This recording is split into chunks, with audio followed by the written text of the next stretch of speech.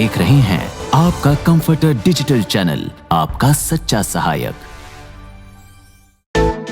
Yeah, yeah. Check it out.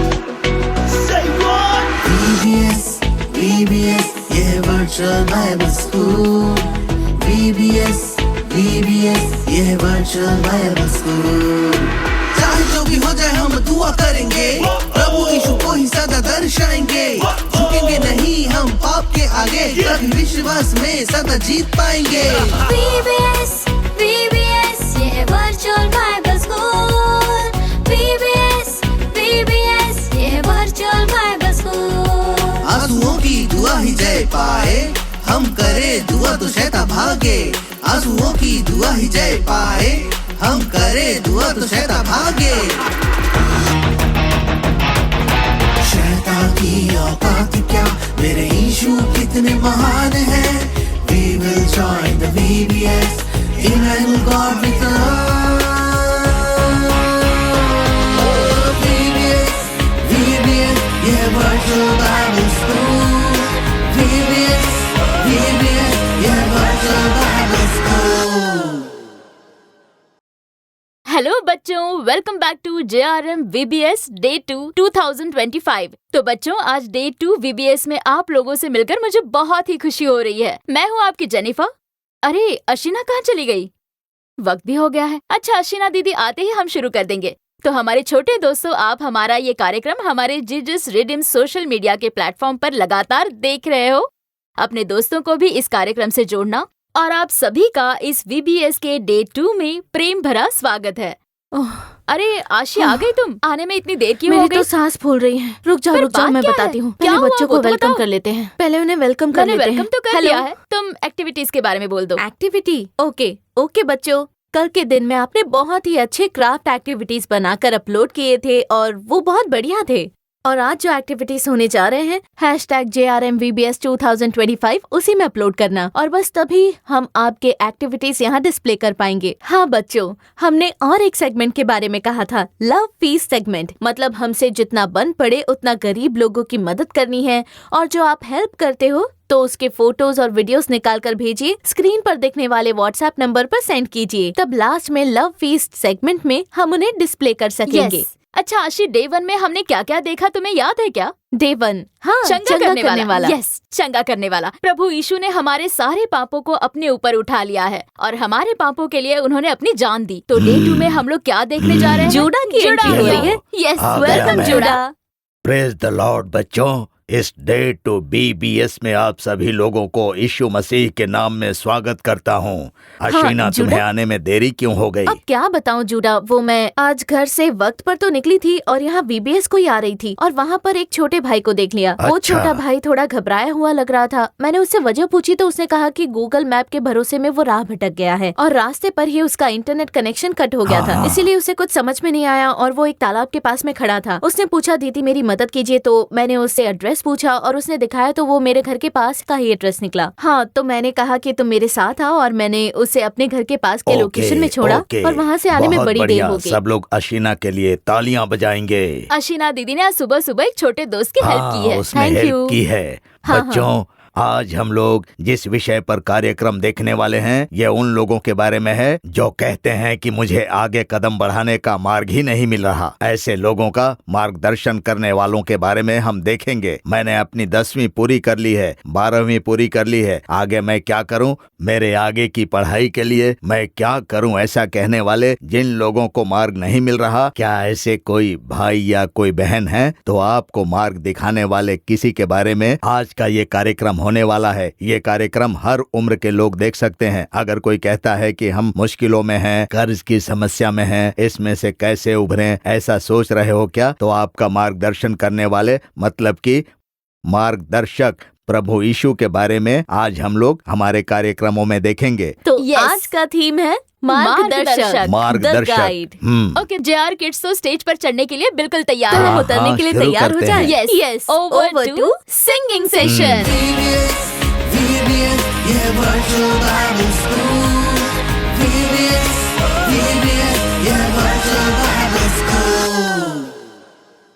Hello friends, welcome back to VBS 2025 day 2। और ये day 2 में आप सारे लोगों को देखने में हम बहुत ज़्यादा खुश हैं। क्या बात है, आज आपने आपके नए फ्रेंड्स को भी लेकर आए हो। वेरी गुड, हम बहुत ज़्यादा खुश हैं। ठीक है, आज आप जानते हो कि आज डे 2 का थीम क्या है? थीम है जीसस इज माई गाइड। यीशु मेरा मार्गदर्शक है। तो परमेश्वर हमारा गाइडेंस है, वो हमें सच्चा मार्ग पर ले जाता है। क्या तुम जानते हो कि डे 1 का क्या थीम था? यस, सही कहा आपने, वो प्रायश्चित करने वाला परमेश्वर था, है ना? द अटोनर था कल के दिन में। तो आज के दिन में हम द गाइड के थीम में बहुत सारा सीखने वाले हैं और आज भी आपके लिए एक्साइटेड बहुत सारा सेगमेंट है। तो क्या आप उन सारे के लिए तैयार हो? ठीक है, लेकिन मुझे तो केवल यीशु मेरा दोस्त यही सुनाई दे रहा है। तो क्या आप लोग तैयार हो यीशु मेरा दोस्त ये सॉन्ग करने के लिए? चलो जल्दी से खड़े हो जाओ और अभी हम उसका एक्शन करने वाले हैं। तो लेट्स द म्यूजिक स्टार्ट।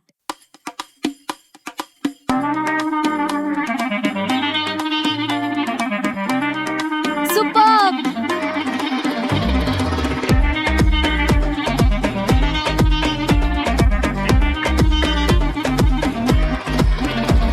जहाँ भी हम जाए संग अपने चलते हैं, हम जो भी करते हैं वो साथ देते हैं। जहाँ भी हम जाए संग अपने चलते हैं, हम जो भी करते हैं वो साथ देते हैं। वो ही मेरे लाइट है, लाइफ मेरा ब्राइट है। वो है मेरा हीलर, एवर प्रेजेंट हेल्पर। वो ही मेरे लाइट है, लाइफ मेरा ब्राइट है।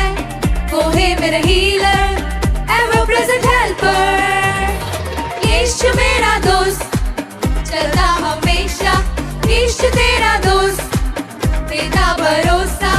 यीशु मेरा दोस्त चलता हमेशा, यीशु तेरा दोस्त देता भरोसा। सुपर्ब! बहुत अच्छे से कर रहे हो आप लोग।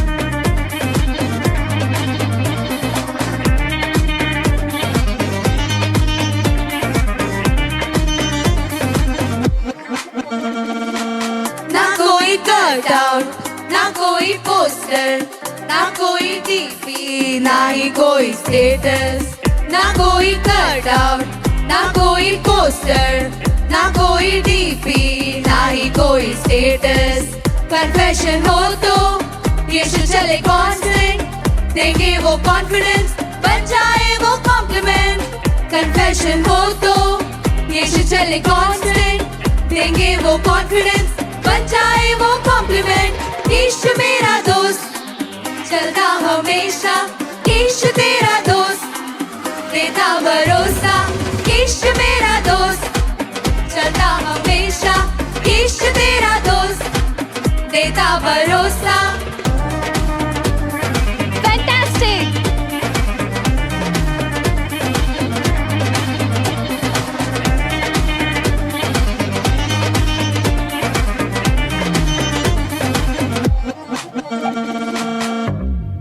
बहुत अच्छे से किया आप लोग ने, बहुत ही अच्छे से किया। Very good. ठीक है, तो आज हमने जैसे कि कहा था कि आज परमेश्वर हमारे लिए मार्गदर्शक बन के रहेंगे। उसका मतलब क्या होता है कि परमेश्वर हमें सही मार्ग पर ले जाएंगे। आज अनेक समय पर हम घबरा जाते हैं कि कौन सा मार्ग सच्चा है, क्या मैं इस तरफ जाऊं या मैं इस तरफ जाऊं, कि मैं अभी जो रास्ते में जा रही हूं क्या वो अच्छा मार्ग है, क्या ये मुझे सही जगह पे पहुंचाएगा। अगर आपके अंदर डाउट है तो परमेश्वर कहते हैं कि मेरे और पुकार और मैं तुझे सच्चे मार्ग पर ले जाऊंगा। आमीन माय डियर फ्रेंड्स, परमेश्वर आपको सच्चे मार्ग पर ले जाएंगे। ठीक है, तो आज भी ये थीम के लिए हमारी जो टीम है वो बहुत ही सुंदर सा गाना उन्होंने लिखा है। ठीक है, तो मेरा मुक्तिदाता ये बहुत ही अच्छा सॉन्ग है। तो सबसे पहले आप हमें देखिए, अभी हम एक्शन करेंगे और उसके बाद आप भी हमारे साथ मिलकर एक्शन कीजिए, ठीक है? तो जल्दी से खड़े हो जाओ और आप भी हमारे साथ कीजिए, okay? So let the music start.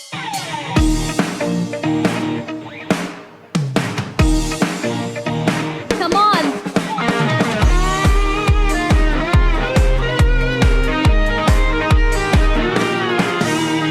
मेरा मुक्तिदाता राहों दिखाता, मुझको बचाता, मेरा बल बढ़ाता, वो ही है मेरा जीवन दाता।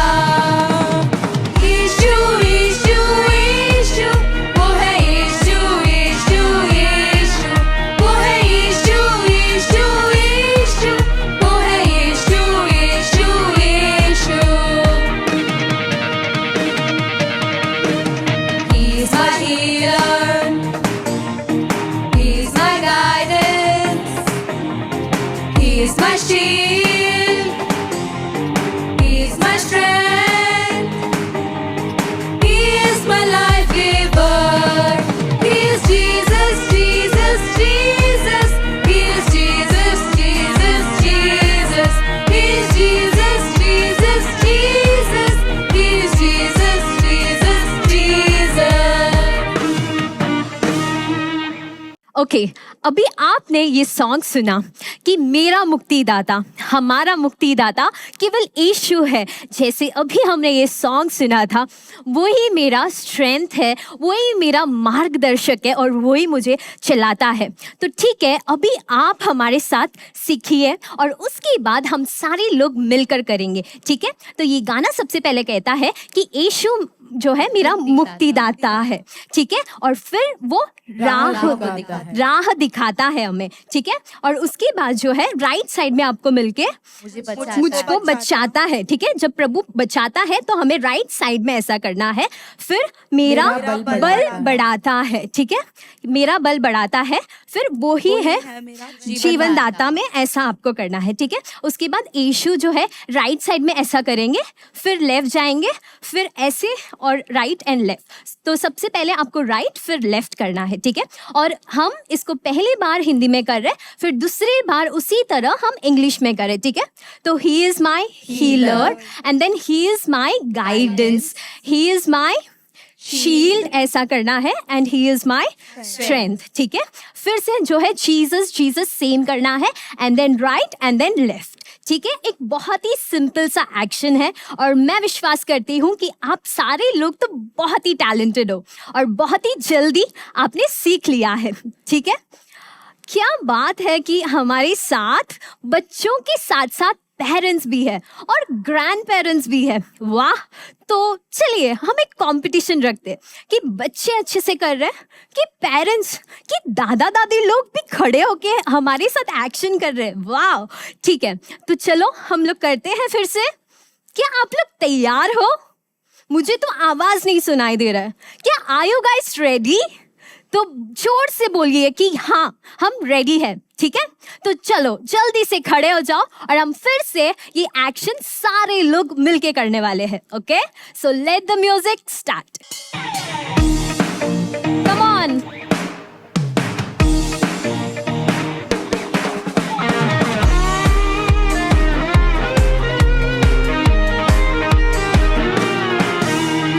मेरा मुक्तिदाता राहों दिखाता, मुझको बचाता, मेरा बल बढ़ाता, वो ही है मेरा जीवन दाता। यीशु यीशु यीशु, वो है यीशु यीशु यीशु, वो है यीशु यीशु यीशु, वो है यीशु यीशु यीशु।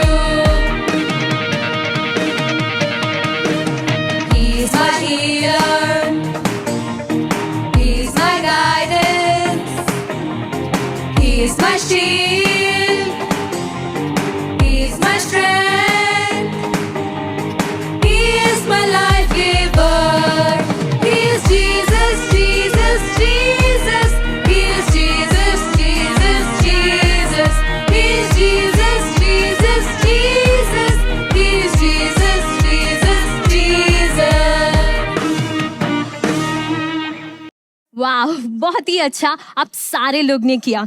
तो अभी हमने आज एक न्यू सॉन्ग सीखा है। तो अभी हमने ये फर्स्ट सेशन तो खत्म होने आ रहा है, तो over to next session. VBS, yeah, virtual Bible school. VBS, yeah, virtual Bible school. वाह बच्चों, कितना बढ़िया एक्शन सॉन्ग्स किया तुम लोगों ने। और तो और बच्चों, हमारे ड्रेस कोड को भी तुम लोग फॉलो करके हमारे सिखाए गए सॉन्ग्स पर डांस करके एक्शन करके वीडियोस अपलोड किए हैं, वो भी हमने देखे। हमें बहुत अच्छा लगा। इसके लिए आप सभी लोगों के लिए तालियां। तो अब कैथी को नहीं रैबी को सपोर्ट कर रही हूं मैं। नहीं, तुम कैथी को भी सपोर्ट कर सकती हो। अब आशीष जान रैबी चुकी है के कि कौन कौन जीतने वाला है। तो नहीं, नहीं, रैबी सपोर्टर्स, अरे कैथी सपोर्टर्स, आशी को पता चल चुका है कि कैथी टीम जीतेगी और उसके लिए हम लोगों ने स्पेशल प्रेयर देखने जा रहे हैं। ठीक है, तो चलते हैं over to Rabbie and Kathy Bang. VBS, yeah, virtual Bible school. VBS, yeah, virtual Bible school.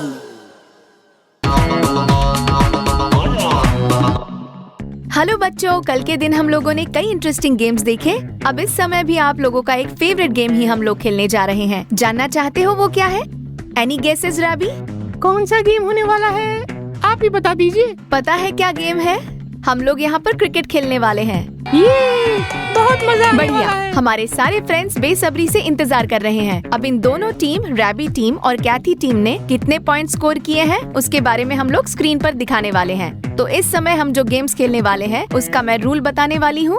Okay, तो रूल्स जानना चाहते हो तुम लोग? बिल्कुल, वो ज्यादा कुछ नहीं है। तुम दोनों टीम्स में से 3-3 लोग खेलने वाले हैं और वो 3 लोग कौन है ये तुम लोग चूज करो, रैबी और कैथी। ठीक है? हाँ। ओके, इन तीनों लोगों को 10 चांस मिलने वाले हैं। ओके, और इन 10 चांसेस में तुम में से जो भी जब बैटिंग करने वाला हो तो कितने बार तुम लोग बॉल को मार पाओगे उसी बेस पर तुम्हें पॉइंट्स मिलने वाले हैं। अब मान लो अगर 5 बार तुम उस बॉल को मार पाते हो तो तुम्हें 500 पॉइंट्स मिलेंगे, और अगर सारे 10 बॉल को तुम लोगों ने मार लिया तो तुम्हें हम लोग 1000 पॉइंट्स देने वाले हैं। ओके, समझ गए ना? तो चलिए खेलते शुरू करते हैं। और मान लो अगर तुम किसी भी बॉल को नहीं मार पाते तब तुम्हें मिलने वाले हैं सिर्फ 0 पॉइंट्स। समझ गए ना? तो क्या हम खेलने चले? सब लोग रेडी हो ना? तो चलो चलकर खेल शुरू करें। ओके फ्रेंड्स, अब टीम के जो लीडर्स हैं रैबी और कैथी, ये लोग इंतजार कर रहे हैं किसके लिए? टॉस के लिए, कि कौन सी टीम पहले यहाँ आकर खेलेगी। ओके, अच्छा ठीक है, टॉस मैं नहीं मांगूंगा, कैथी को ही मांगने दो। ओके कैथी। हाँ ठीक है, मैं मांग लूंगी। आप पहले टॉस तो ओके, किसका हेड होगा और किसका टेल? मेरे लिए टेल। ओके, मेरे लिए हेड। अच्छा, तो तुम्हारा हेड है और तुम्हारे लिए टेल। तो चलिए टॉस करते हैं। ध्यान देना, मैं टॉस करने वाली हूँ। ध्यान देना। क्या आया होगा? जरूर मैं नहीं टॉस जीता होगा। अभी मत खोलिए। 1 2 3 हेड्स है। ये हमारी टीम टॉस जीत गई है। ओके, रैबी की टीम पहले आकर खेलेगी। Okay friends, okay, let's move on to the game.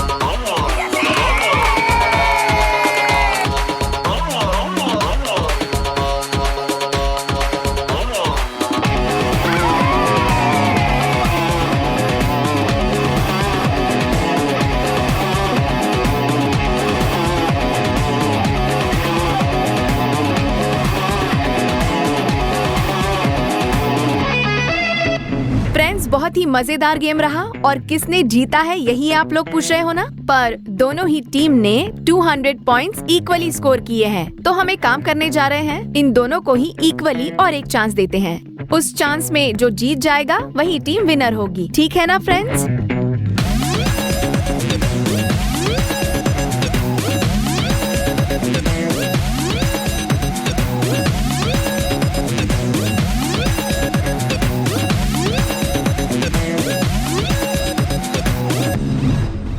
हमने दोनों ही टीम को इक्वल चांस दिए थे, लेकिन उन दोनों ने ही फिर से साबित कर दिया है कि दोनों ही बहुत स्ट्रॉन्ग है। फिर से इस बार दोनों के बीच में टाई ही हुआ है। ओके रैबी एंड कैथी, हम नेक्स्ट गेम की ओर चलते हैं। बिल्कुल बिल्कुल।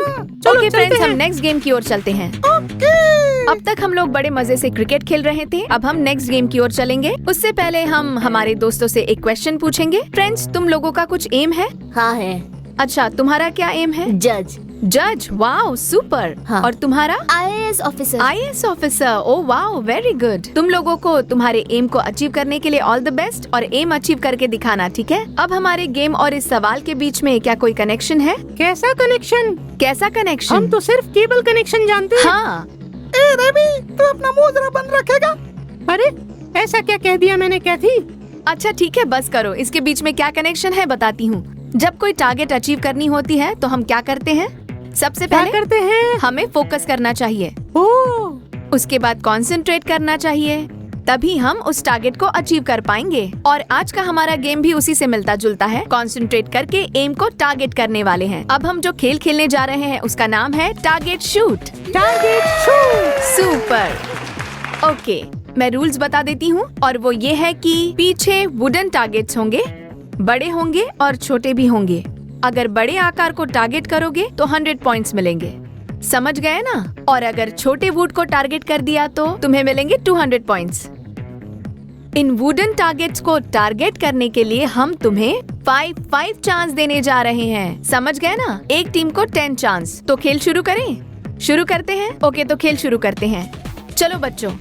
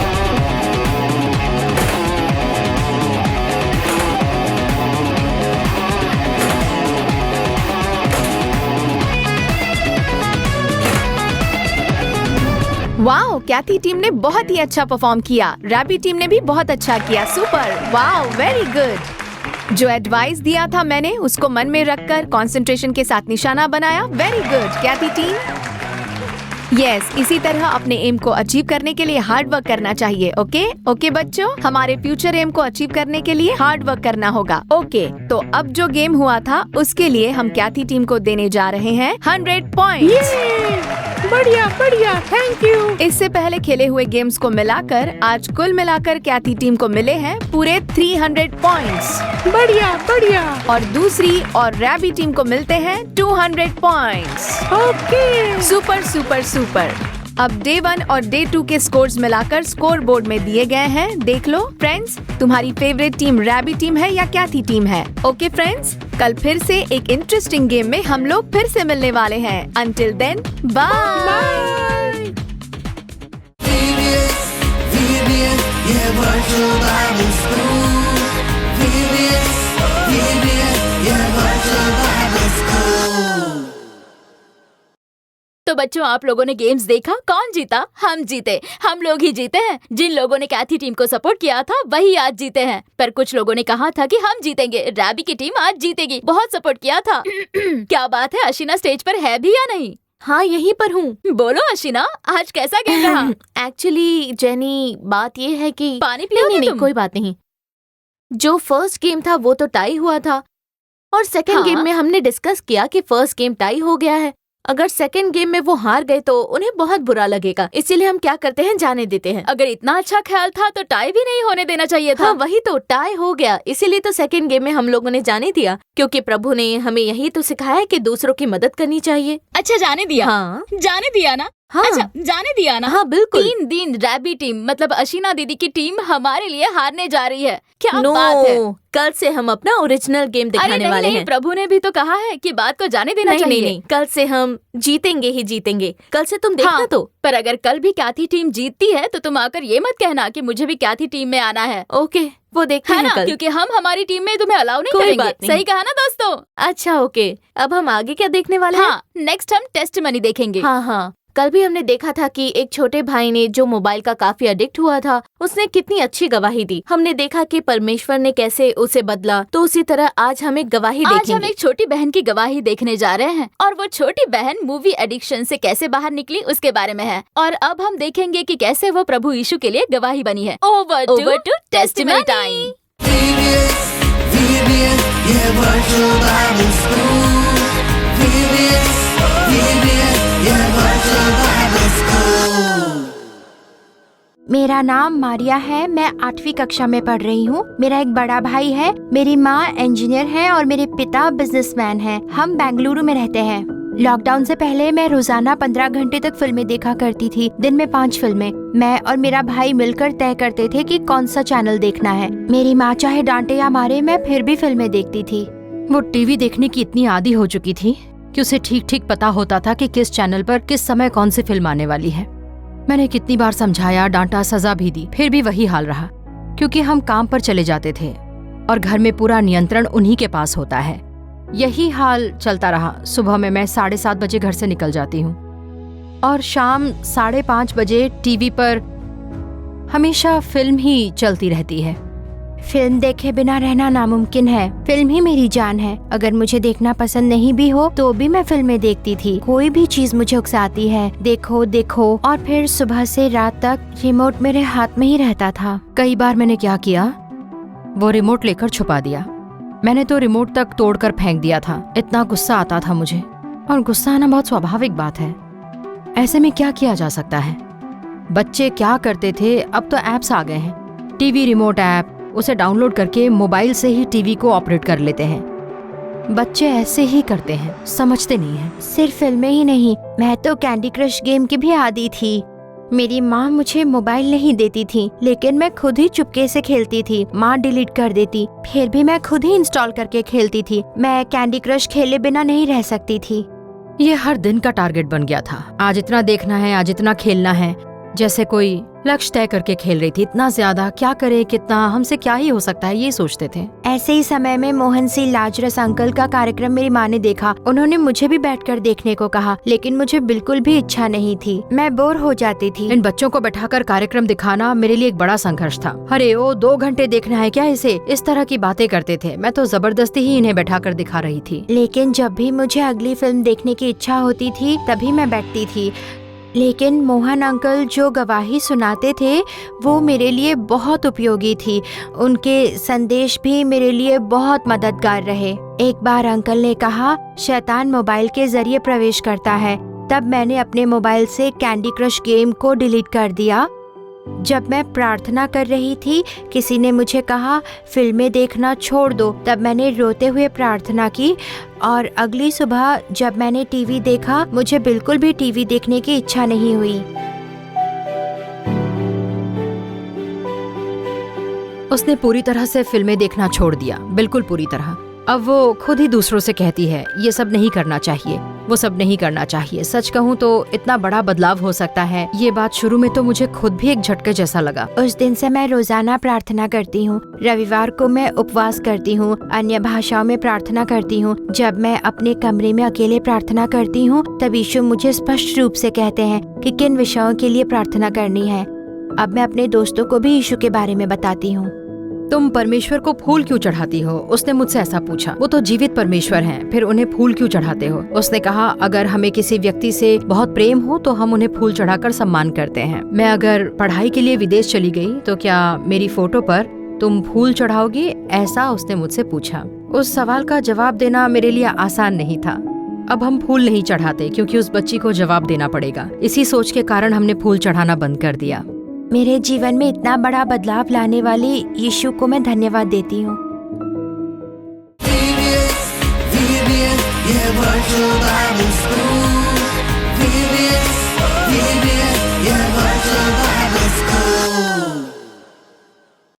दोस्तों, देखा आपने, वो छोटी बहन दिन में 5 फिल्में देखा करती थी। मोबाइल के लिए भी काफी एडिक्ट हो चुकी थी वो, और साथ ही गेम्स भी। और जब मोहन अंकल प्रेयर कर रहे थे तब उन्होंने वहाँ पर एक बात कही कि फोन के द्वारा भी शैतान आता है। उसी पॉइंट ने उसे स्पर्श किया। फिर उसने प्रार्थना के साथ समर्पण किया, प्रभु ने उससे बात की। उसके बाद उसकी वो फिल्म देखने की आदत छूट गई। ये सच में बहुत ही बड़ी गवाही थी। ओके जेनी, कल हमने देखा था ना नो द रिवाइवल सेशन। हाँ, वो बहुत ही इंटरेस्टिंग तो था। हम आज एक रियल इंसिडेंट देखने वाले हैं। चलो बच्चों, देख लेते हैं। Over to Know the Revival।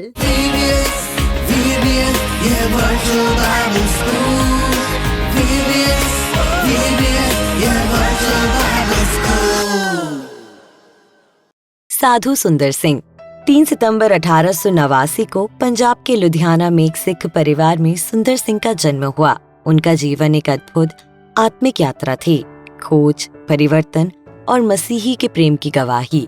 उन्होंने भगवा वस्त्र धारण कर एक सन्यासी के समान जीवन व्यतीत किया।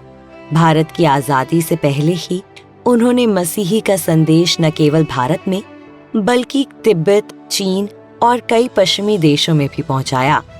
जन्म तिथि 3 सितंबर 1889। धर्म सिख धर्म में जन्म। बचपन में आत्मिक खोज।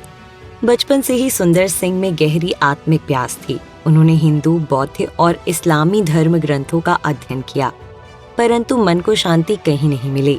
14 वर्ष की आयु में अपनी माँ की मृत्यु ने उन्हें गहरे दुख में डाल दिया। एक दिन प्रातःकाल उन्होंने अपना जीवन समाप्त करने का निश्चय किया और प्रार्थना की, यदि तू सच्चा परमेश्वर है तो प्रकट हो।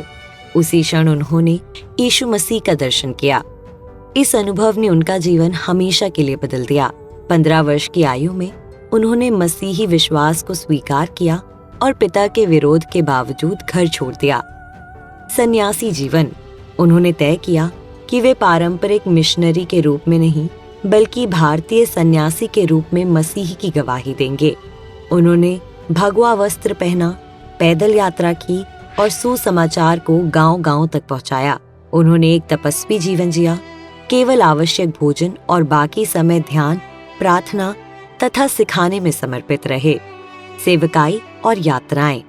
सुंदर सिंह ने पूरे भारत में यात्रा की और प्रभु का संदेश फैलाया। वे कई बार तिब्बत भी गए, जहां उन्हें विरोध, उत्पीड़न और यातनाओं का सामना करना पड़ा। उन्होंने लंदन, यूरोप और अमेरिका की मसीही सभाओं में भी संदेश दिया। निधन। मृत्यु तिथि 1929। 1929 में तिब्बत की एक यात्रा के दौरान वे लापता हो गए। इसके बाद उनका कोई समाचार नहीं मिला। उनकी मृत्यु आज तक एक रहस्य बनी हुई है। सुंदर सिंह के प्रमुख गुण। सुंदर सिंह की सेवकाई में कुछ बातें विशेष रूप से चमकती हैं। उन्होंने सभी धर्मों का आदर किया और धार्मिक एकता का संदेश दिया। उन्होंने पश्चिमी परंपराओं को अपनाने के बजाय भारतीय संस्कृति में मसीही को प्रस्तुत किया। उन्होंने एक सन्यासी की तरह बिना संपत्ति के साधु सा जीवन जिया। उन पर और उनके द्वारा लिखी गई कई पुस्तकें आज भी विश्व भर में लोगों को प्रेरित कर रही हैं। एट द मास्टर्स फीट और स्पिरिचुअल वर्ल्ड ऑफ साधु सुंदर सिंह जैसी रचनाएं कई भाषाओं में अनुवादित की गई हैं। सुंदर सिंह का जीवन भारतीय संस्कृति और मसीही विश्वास को जोड़ने वाली एक अनोखी आत्मिक यात्रा था। उनकी सेवकाई, त्याग और विश्वास आज भी असंख्य लोगों को प्रभावित कर रहे हैं।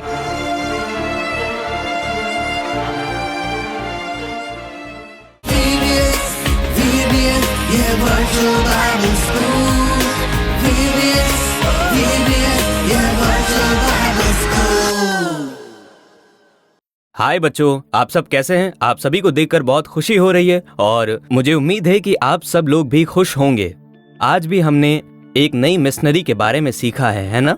साधु सुंदर जी के बारे में आज हम सब लोगों ने देखा। 15 साल की उम्र में ही साधु सुंदर सिंह जी ने प्रभु यीशु को स्वीकार कर लिया और यीशु के लिए सर्वनाशक के रूप में उठे। इसी तरह हम भी अपनी छोटी सी उम्र में सच्चे ईश्वर का परीक्षण कर सकते हैं और सही ईश्वर को पकड़ सकते हैं। हमें अपने जीवन में प्रकाशित होने के लिए पूरी तरह से तैयार रहना चाहिए। आज बहुत से लोग यही उम्मीद रखते हैं कि मैं अपने जीवन में जीतने वाला हूँ, मैं अपने जीवन में सफल होने वाला हूँ, मैं अपने जीवन में सफल होने वाला हूँ, मैं क्या कर रहा हूँ, मैं क्या करूँ जिससे मैं अपने जीवन में कुछ हासिल कर सकूँ, क्या मैं करूँ जिससे मेरी जिंदगी में तरक्की हो सके। ऐसा सोचकर खुद से कहते हैं मैं ये करूँगा, मुझे ये करना आता है, मैं इसे कर ही लूंगा, मेरे पास इतना धैर्य है, मेरे अंदर इतनी सारी योग्यताएं हैं कि मैं इसे कर सकता हूँ।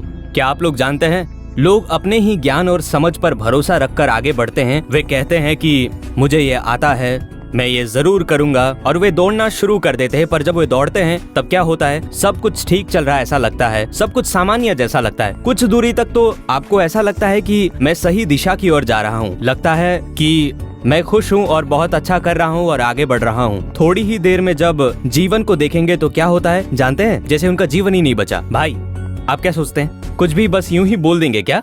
मुझे पता है मेरे पास कितना ज्ञान है, मैं बहुत नॉलेज वाला हूँ भाई, मुझे सब कुछ आता है, मैं यही कर लूंगा और मैं यह जरूर करूंगा। ऐसा कहकर वे क्या करते हैं जानते हैं? अपने ही विचारों पर भरोसा करके अपने जीवन पर काम करना शुरू कर देते हैं। लेकिन जब वो ऐसा सोचकर काम करते हैं तब उनके जीवन में क्या होता है आप जानते हैं? वे कर ही नहीं पाते। वे सोचते हैं मैं यह कर दूंगा, लेकिन उनका जीवन पूरी तरह से खत्म हो जाता है और उनके जीवन में कुछ भी नहीं बचता और वो खाली हो जाते हैं। उन्हें लगता है वो सब कुछ कर लेंगे, लेकिन कुछ ही समय में उनका जीवन देखेंगे तो क्या होता है आप जानते हैं? उनका पूरा जीवन जैसे अस्तित्वहीन हो जाता है। कैसे पता चलता है? चलिए ये सब आज हम जानने वाले हैं। कई लोग अपने जीवन में क्यों हार जाते हैं? कई लोग अपने जीवन में जीत क्यों नहीं पाते हैं? क्योंकि वो खुद पर निर्भर रहा करते हैं।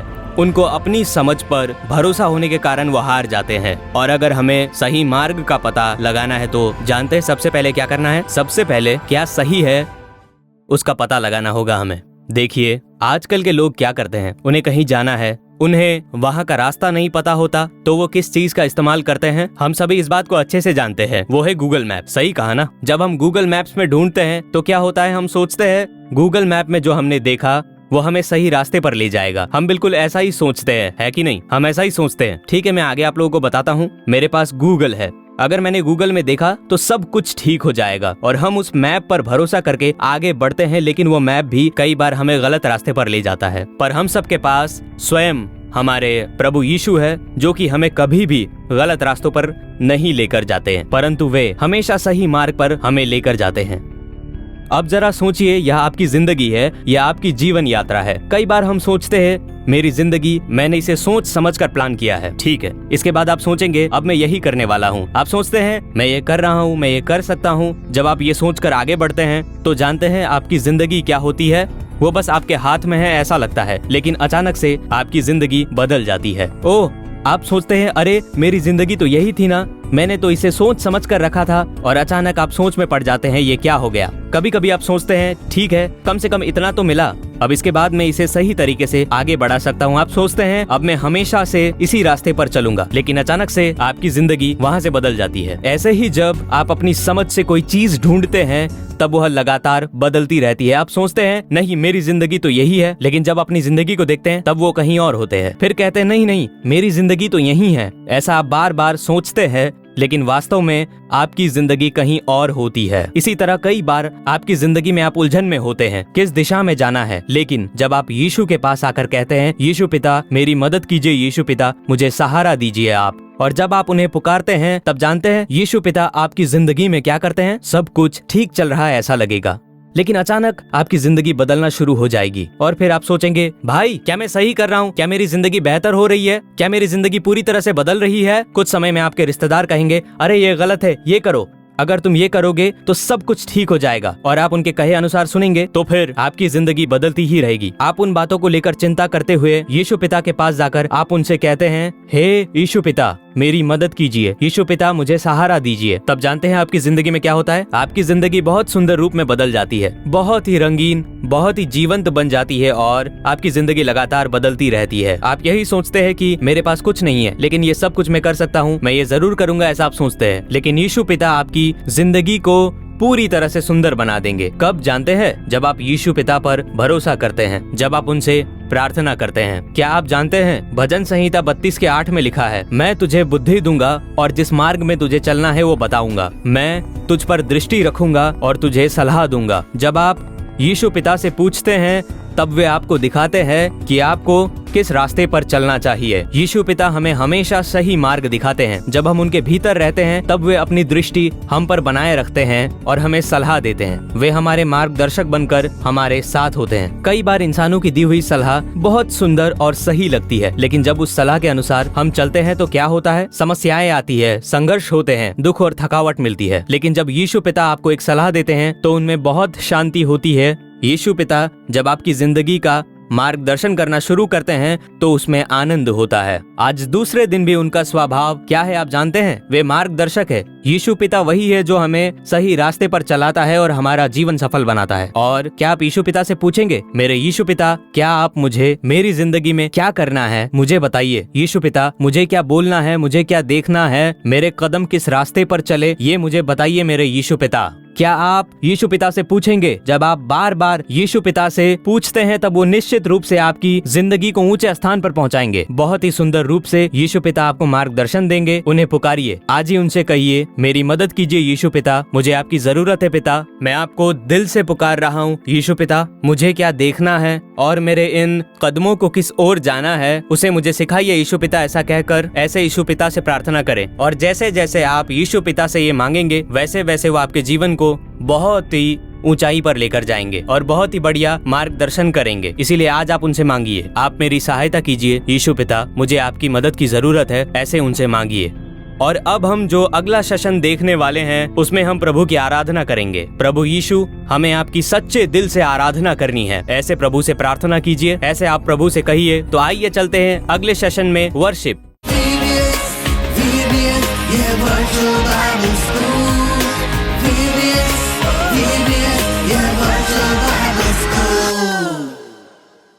हेलो बच्चों, अभी हमने एक बहुत ही इंटरेस्टिंग मैजिक शो देखा।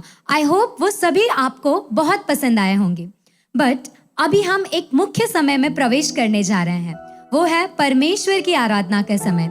तो आइए हम सभी अपनी आंखों को बंद करेंगे और उस महान परमेश्वर की आराधना में जाएंगे। हो तेरी स्तुति और आराधना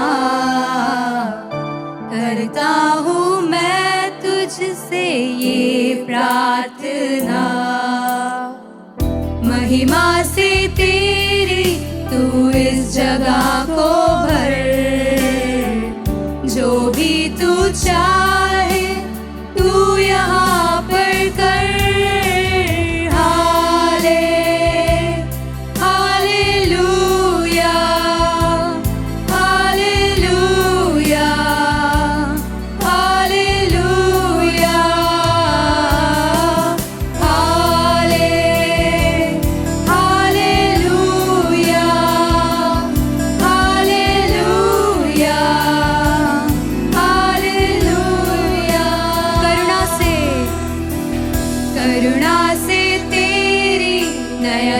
दिखाता है ढाल बनकर मेरी तू मुझे बचाता है।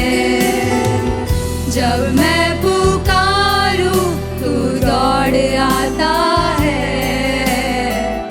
जब मैं गिरूं तू मुझे उठाता है।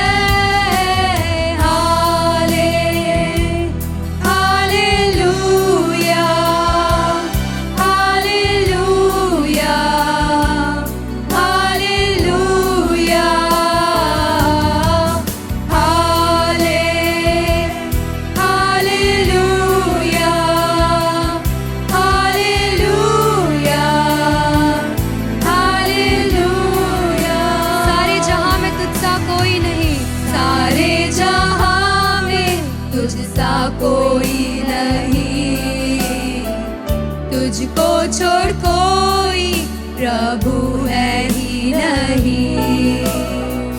घुटने मैं टेकूं बस तेरे सामने,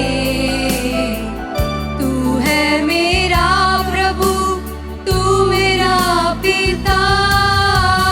हालेलुया हालेलुया हालेलुया हालेलुया हाले हालेलुया हालेलुया हालेलुया।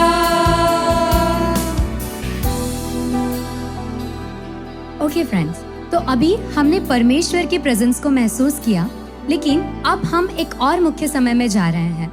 तो अपने बाइबल, पेन्स एंड बुक्स लेकर रेडी हो जाइए, क्योंकि अब समय है मैसेज का। So over to message. VBS, yeah, virtual Bible school. VBS, yeah, virtual Bible school. Hello बच्चों, प्रेज द लॉर्ड। कैसे हो तुम लोग? 2025 VBS में सब कुछ नया नया है और कई सारे प्रोग्राम्स हैं, देखा आप लोगों ने? और कई सारे प्रोग्राम्स आपका वेट कर रहे हैं और कई सारे डिफरेंट सेगमेंट्स आने वाले हैं। आपको यह कार्यक्रम पसंद आए, इसीलिए काफी सारे सेगमेंट्स हैं। अब मैं आपको बाइबल से एक वचन पढ़ने वाली हूँ, उसके बारे में हम लोग जानेंगे और फिर आगे का कार्यक्रम चलाएंगे, ठीक है? आज हम एक बहुत ही अच्छे विषय पर मनन कर रहे हैं कि जीसस इज आवर गाइड। वही हमारे गाइड है, पीछे बोर्ड पर भी वही लिखा गया है, जीसस इज आवर गाइड। आज के कार्यक्रम का शीर्षक वही है। तो एक वचन लेंगे और वो कहाँ पर है? भजन संहिता अध्याय 86 और वचन क्रमांक 11 में। मैं आपके लिए पढ़ती हूँ। हे यहोवा, अपना मार्ग मुझे दिखा, तब मैं तेरे सत्य मार्ग पर चलूंगा। मुझको एक चित्त कर कि मैं तेरे नाम का भय मानूं। तो यहाँ पर एक वचन लिखा गया है और वो क्या है? परमेश्वर को हमारा मार्गदर्शन करना होगा कि हमें किस मार्ग पर चलना है। कई बार हम समझ नहीं पाते कि हम किस मार्ग पर चले। अब मान लो आप लोग छोटे बच्चे हो तो आपके माता पिता आपको सारी चीजें खरीद कर लाते हैं, पर एक समय आता है उसके आगे आपको पढ़ाई का निर्णय लेना होता है और समझ में नहीं आता कि क्या चूज करे, पता नहीं चलता कि क्या ट्रेंड है। इस पर हमें बड़ा ध्यान देना पड़ जाता है और कई बार हम जैसा सोचते हैं वैसा बिल्कुल भी नहीं होता। तो उस स्थिति में जहाँ पर हमें ये समझ में नहीं आता कि लाइफ में कौन से मार्ग पर चलना चाहिए, हमें मार्गदर्शन की जरूरत पड़ती है। और ऐसी स्थिति में हमें यीशु से ही मांगना चाहिए, इंसानों से नहीं। इंसानों को तो सिर्फ आसपास के विषयों की ही जानकारी रहती है, कई सदियों पहले जो हुआ है और आगे जो भविष्य में क्या होने जा रहा है वो सिर्फ प्रभु यीशु ही जानते हैं। इसीलिए प्रभु यीशु को हमारे गाइड बनकर रहना होगा, ऐसा हम लगातार कहते हैं। जब प्रभु यीशु आपके गाइड बनकर रहेंगे तभी आपका जीवन काफी प्रकाशमान होगा। इसीलिए तो VBS में इस टॉपिक के बारे में हम लोग सिखा रहे हैं। यहाँ पर दाऊद एक बात कह रहे हैं, हे यहोवा, अपना मार्ग मुझे दिखा, तब मैं तेरे सत्य मार्ग पर चलूंगा। परमेश्वर, आप मुझे राह दिखाइए, मैं उसी पर चलने वाला हूँ। आप जो मार्ग दिखाएंगे मैं उसी पर चलूंगा। सिर्फ आप मुझे बताइए। मुझको एक चित्त कर कि मैं तेरे नाम का भय मानूं। सब कुछ चॉइस से ही तो होता है। हम अपने आप से चूज कर ले तो भी हम मार्ग पर तो चलने वाले ही हैं, या प्रभु यीशु मार्ग दिखाए तो उसी पर चलने वाले हैं। पर इन दोनों में आखिर क्या अंतर है? हम जिस राह को चुनते हैं और प्रभु यीशु जो राह हमें दिखाते हैं, उन दोनों के बीच में क्या अंतर है? जरा सोच कर देखिए। मैं बताऊं क्या अंतर है? सबसे पहला अंतर, प्रभु यीशु जो मार्ग हमें दिखाते हैं वो हमें पवित्रता के ओर ही ले चलता है, हमें हमेशा पवित्र बनाए रखता है और काफी सक्सेस होता है उस मार्ग पर। जब परमेश्वर का मार्गदर्शन होता है तो हमें उस मार्ग पर हमेशा सक्सेस ही मिलता है, आशीष मिलती है, उसमें कोई भी दो राय नहीं है। लेकिन हम जिस मार्ग को चुनते हैं, क्या वो पवित्र मार्ग है? आप सोच सकते हो, पूछ सकते हो। प्रभु को जो नहीं मानते हैं वो लोग भी काफी अमीर है, उन पर भी तो आशीष है। आशीर्वाद पाना अलग चीज है, अमीर बनना अलग बात है। पर फिर भी हम लोग अक्सर सोचते हैं ना, प्रभु यीशु की इच्छा के विरुद्ध जो लोग जीवन जीते हैं वो लोग भी तो आशीर्वाद पा रहे हैं। तो प्रभु के मार्गदर्शन और ऐसे लोगों के बीच क्या अंतर है, ऐसा आप पूछ सकते हो। प्रभु जब मार्गदर्शन करते हैं तो वो मार्ग बहुत पवित्र भरा रहता है, आपका जीवन पवित्र बना रहता है और आप पवित्र बने रहोगे।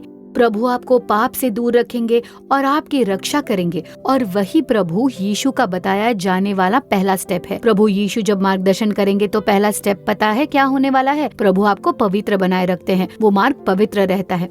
अब बताइए, जिन पर आशीर्वाद है या अमीर है, क्या उनका जीवन पवित्र भी है? क्या प्रभु को प्रसन्न होने जैसा काम करते हैं? नहीं ना। तो प्रभु आपको आशीष देने के लिए अगर वो मार्गदर्शन करते हैं तो वो स्थान हमेशा पवित्र बना रहता है। पता है अगला क्या है? वो दूसरों के लिए भी भलाई बन जाता है। दूसरे जब आपको देखते हैं कि आपका प्रभु मार्गदर्शन कर रहे हैं तो वो कार्य दूसरों को भलाई देने वाला एक कार्य होता है। अब इसमें लोग एक सवाल भी पूछते हैं कि जिनके ऊपर बहुत आशीर्वाद है उनमें से कई लोग गरीबों की सहायता करते हैं, लेकिन क्या वो लोग भी स्वर्ग पहुँचेंगे? आपके मन में ये प्रश्न हो सकता है। अब आप जरा सोचिए, अगर आपको किसी की भलाई करनी है तो प्रभु यीशु ने मेरे लिए भलाई की है, इसीलिए हम दूसरों की भलाई करते हैं।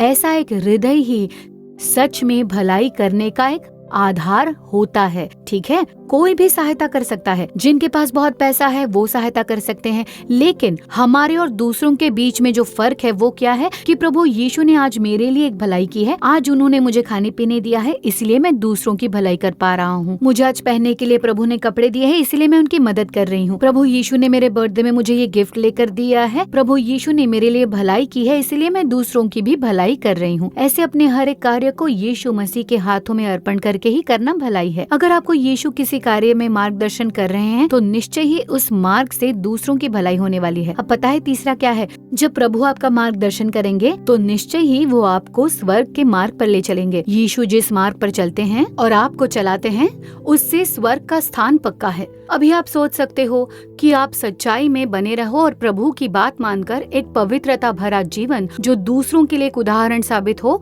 ऐसा जियोगे तो निश्चित ही आप स्वर्ग के मार्ग पर पहुंचोगे। यही प्रभु यीशु की ओर से ब्लेसिंग है, एक निशानी जो प्रभु यीशु मसीह मार्गदर्शन कर रहे हैं और आपका जीवन सफल हो जाएगा। आपने आइडा स्काइडर नाम की व्यक्ति के बारे में सुना होगा। शायद ही ऐसा कोई होगा जिन्होंने उनके बारे में नहीं सुना है, लेकिन जिन्होंने उनके बारे में नहीं सुना है उनके लिए मैं कुछ कहना चाहती हूँ। तो बात कुछ ऐसी है, आइडा स्काइडर जो थी वो अमेरिका देश की वासी थी। और जैसे आप लोग मई के महीने में जब छुट्टियां होती है, स्कूल खत्म होकर जब समर हॉलिडेज की शुरुआत होती है, वैसे ही एक वेकेशन के समय वो अपने पिता से मिलने के लिए इंडिया आई। वो एक बहुत ही कंफर्टेबल लाइफ जी रही थी, पर जब वो भारत आई तो यहाँ की जो स्थिति थी, यहाँ के लोगों को देखकर उन्होंने सोचा कि यहाँ जरूर ही एक डॉक्टर की जरूरत है। ऐसी परमेश्वर से प्रेरणा पाकर वो अपने देश गई, वहाँ पर डॉक्टरी की पढ़ाई पूरी की और फिर इंडिया आकर उन्होंने एक बहुत बड़ा अस्पताल बना दिया। और आज देश के कोने कोने से उस अस्पताल में लोग आते हैं और उनके नाम से वो अस्पताल कई जगहों पर खोला गया। और एक बात जो बहुत ही फेमस है वो बताना चाहती हूँ। आज तक कई गाँव में आपने देखा होगा छोटे छोटे जो क्लिनिक्स होते हैं, भले ही वो छोटा सा कस्बा ही क्यों ना हो, किसी भी समस्या के लिए, किसी भी बीमारी के लिए जो अस्पताल खोले जाते हैं वहाँ डॉक्टर्स, नर्स होते हैं। उन सभी के लिए एक उदाहरण कौन बनी थी? तो ये वही आइडा स्काइडर है, जिनके मन में परमेश्वर ने उस छोटी सी उम्र में ही एक बीज बोया था। प्रभु ने मार्गदर्शन किया कि तुम मेडिसिन की पढ़ाई करो, तुम गरीबों की सेवा करो, तुम्हें ये सारे कार्य करने पड़ेंगे। ऐसा जब उन्होंने परमेश्वर से पूछा और मार्गदर्शन पाकर किया तो आज जो अस्पताल उन्होंने खोला था वो पूरे विश्व भर में बहुत ही मशहूर है और विश्व भर से लोग वहाँ पर ट्रीटमेंट लेने के लिए आते रहते हैं। आपने वो अस्पताल का नाम जान लिया होगा, exactly CMC Christian medical college जो वेल्लोर में है। आइडा स्काइडर ने शुरू किया था। तो जरा सोचिए, वो अमेरिका में थे और छुट्टियां मनाने इंडिया आई थी। वहाँ प्रभु ने एक मार्गदर्शन किया कि तुम्हें डॉक्टरी की पढ़ाई करनी है, इंडिया में काम करना है। वो बहुत ही मुश्किल रहा होगा। अमेरिका में आरामदायक जीवन होगा और उसे छोड़कर इंडिया आना तो थोड़ा मुश्किल रहा होगा, पर प्रभु के मार्गदर्शन से वो आई, एक पवित्र जीवन जिया, एक ऐसा जीवन जिस पर कोई भी उंगली उठा नहीं पाया, कोई उनकी गलती नहीं निकाल सकता था, ऐसा एक जीवन। और भी देखा जाए तो परमेश्वर की ओर से जो उन्हें मार्गदर्शन मिला था वो भलाई का मार्ग था, दूसरों के लिए वो भलाई करने वाला मार्ग था। अगर आज भी किफायती दामों में अगर कहीं बड़ी से बड़ी बीमारी का इलाज होता है तो वो CMC वेल्लोर ही है। और इतना ही नहीं, सबसे पहले कई गांवों में भी मेडिकल कैंप जो लगे थे, लोगों के गांव और घर तक जो दवाइयां पहुंचाई गई थी वो आइडा स्काइडर द्वारा खोली गई इस छोटी सी अस्पताल CMC वेल्लोर से ही थी। तब तो ये एक छोटा सा अस्पताल था, जहाँ पर लोगों की भलाई के लिए काम किया गया। और उसके बाद आइडा स्काइडर ने अपनी दौड़ पूरी की और स्वर्ग में प्रभु यीशु के साथ है। तो देखा आपने प्रभु यीशु का मार्गदर्शन कितना महान होता है। आइडा स्काइडर पर कितनी आशीष थी, उन्होंने कितना बड़ा अस्पताल बनाया और भारत के कई प्रधानमंत्री वहाँ पर आ चुके हैं। इंदिरा गांधी जी वहाँ गई थी, वो भी आइडा स्काइडर से मिलकर गई थी, क्योंकि कई सारे लोगों को आइडा स्काइडर से मिलना था। यहाँ तमिलनाडु आकर वो आइडा स्काइडर से मिलकर गई, उतनी आशीष थी उन पर। तो प्रभु का जो मार्गदर्शन है वो बहुत ही यूजफुल होता है। अब हम आंखें बंद करके प्रार्थना करेंगे। हम परमेश्वर से मार्गदर्शन मांगने वाले हैं। हे प्रभु यीशु, आपका धन्यवाद जो आपने हमें आज बहुत सारी बातें सिखाई हैं।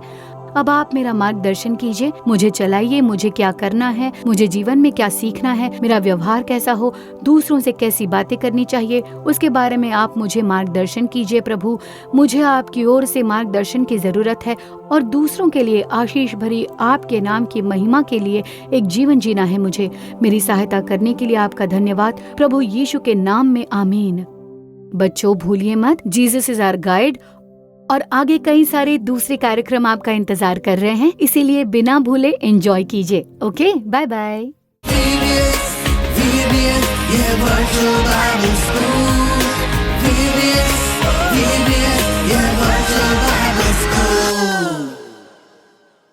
ओके फ्रेंड्स, अभी हमने एक बहुत ही अच्छा मैसेज सुना था ना। दीदी ने हमारे साथ आइडा स्काइडर के बारे में शेयर किया था। उन्होंने कहा था कि आइडा स्काइडर जो थे वो एक मिशनरी थे, एक डॉक्टर मिशनरी थे। वो अमेरिका से बिलोंग करते थे, लेकिन परमेश्वर का बुलावा था कि वो इंडिया में आकर इंडिया के लोगों के लिए वो सेवकाई करे। और वो अपने सब कुछ अमेरिका में जो भी था वो सब कुछ उन्होंने छोड़कर हमारे भारत देश आकर हमारे लोगों के लिए उन्होंने सेवकाई किया। है ना कि जब भी परमेश्वर हमें अपनी सेवकाई के लिए या परमेश्वर की इच्छा के अनुसार करने के लिए वो बुलाते हैं, तो हमें जल्द से परमेश्वर का आज्ञा मानकर उनके पीछे जाना है। और इसलिए परमेश्वर ने उनको इतने अद्भुत रीति से हमारे देश में उपयोग किया था। ठीक है, तो हमने पहले सेशन में कौन सा सॉन्ग सुना था? यस, मेरा मुक्तिदाता। तो क्या आप लोग तैयार हो कि फिर से हम और एक बार मेरा मुक्तिदाता वो सॉन्ग करेंगे? ठीक है, तो चलो जल्दी जल्दी से आप लोग खड़े हो जाओ और अभी हम एक्शन करेंगे। Okay, so let the music start.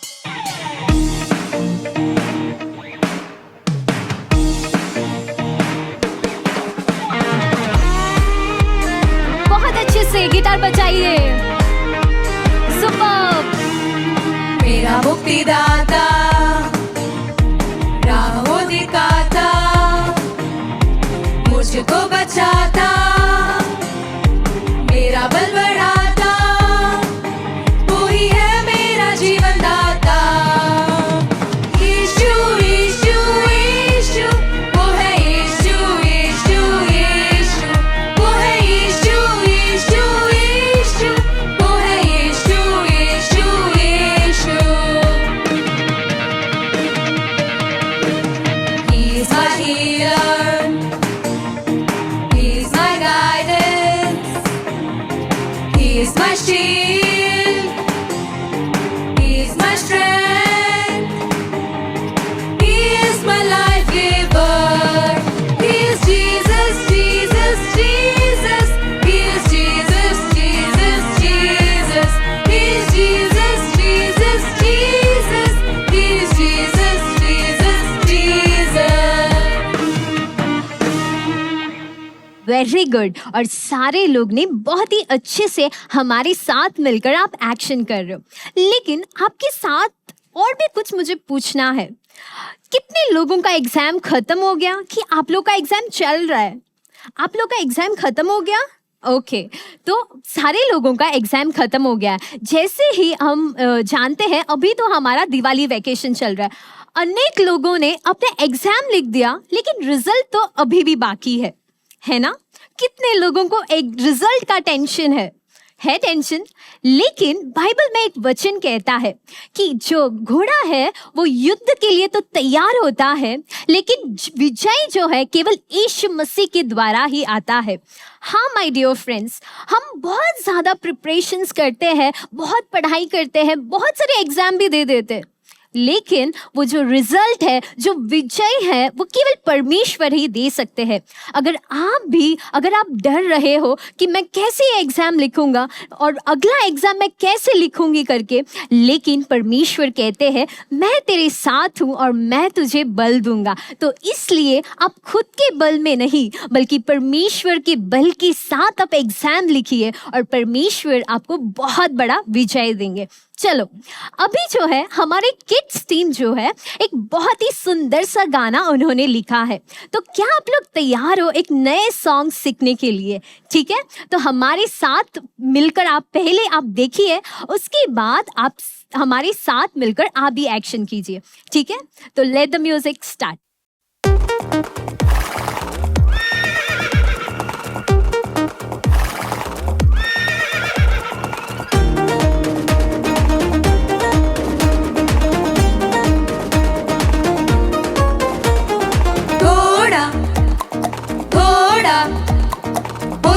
युद्ध के लिए तैयार, जय यहोवा से मिलती है, जय यहोवा से मिलती है।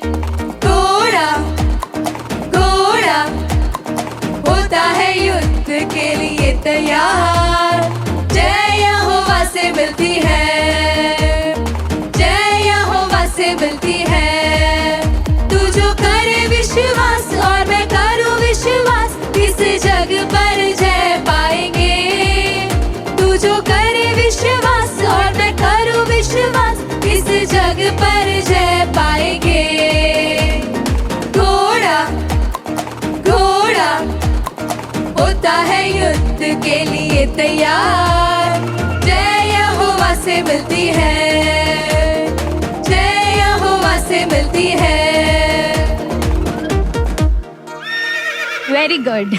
ठीक है, तो अभी हम एक्शन सीखेंगे। ठीक है, तो सबसे पहले घोड़ा जो है आपको एक छोटा सा जंप करना है और फिर घोड़ा करना है। तो उसके बाद क्या है, हम लिरिक्स सब लोग साथ में बोलेंगे। ठीक है, जो है वो युद्ध है युद्ध के लिए तैयार। ठीक है, जैसा घोड़ा बोलते ही आपको छोटा सा एक जंप करना है, फिर होता है युद्ध के लिए तैयार। जैसे ही बाव एंड एरो को जैसे ही आप करते हो वैसे ही आपको करना है। ठीक है, तो राइट हैंड को यूज करना है और हम ऐसे करेंगे। ठीक है, और उसके बाद जो है जय यहोवा से मिलती है। ठीक है, जय यहोवा से मिलती है। ओके, इतना आपको समझा। उसकी बात है तू जो करे विश्वास और मैं करूँ विश्वास, इस जग पर जय पाएंगे। ठीक है, सबको समझा? फिर से, तू जो करे विश्वास और मैं करूँ विश्वास, इस जग पर जय पाएंगे। ठीक है, बस यही है और फिर से हम इसको करेंगे। क्या आप लोगों को ये एक्शन समझ में आया है? ये बहुत ही इजी एक्शन है और ये यही कहता है कि जब परमेश्वर हमारे साथ है तो चाहे कितने भी बड़े सवाल हमारे सामने क्यों ना हो, लेकिन परमेश्वर हमें एक बहुत बड़ा विजय देंगे। ओके फ्रेंड्स, तो चलो, क्या आप लोग तैयार हो फिर से करने के लिए हमारे साथ? तो जल्दी से आप सारे लोग खड़े हो जाओ और अभी हम फिर से एक्शन करेंगे। Okay, so let the music start.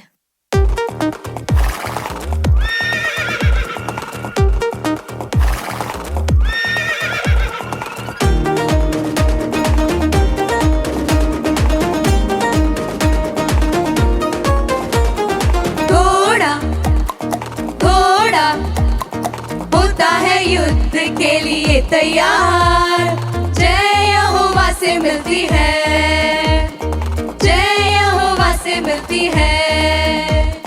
घोड़ा घोड़ा होता है युद्ध के लिए तैयार, जय यहोवा से मिलती है, जय यहोवा से मिलती है।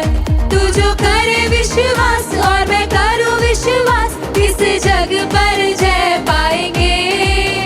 तू जो करे ये विश्वास और मैं करूँ विश्वास, इस जग पर जय पाएंगे। घोड़ा घोड़ा होता है युद्ध के लिए तैयार, जय यहोवा से मिलती है, जय यहोवा से मिलती है। ओके फ्रेंड्स, आपने बहुत ही अच्छी सी एक्शन हमारे साथ किया है। Very good. तो अभी हमने एक न्यू सॉन्ग भी सुना और हमने फिर से मुक्तिदाता भी हमने ये सेशन में कर लिया है। ओके फ्रेंड्स, तो अभी हम नेक्स्ट सेगमेंट के लिए जाते हैं। नेक्स्ट सेगमेंट है हु इज जीसस, और ये हमारे साथ शेयर करने के लिए पास्टर बेंस हमारे बीच में आने वाले हैं, और वो जीसस ने उनके जीवन में कौन कौन सी अद्भुत कार्य किया है वो हमसे शेयर करेंगे। So over to who is Jesus.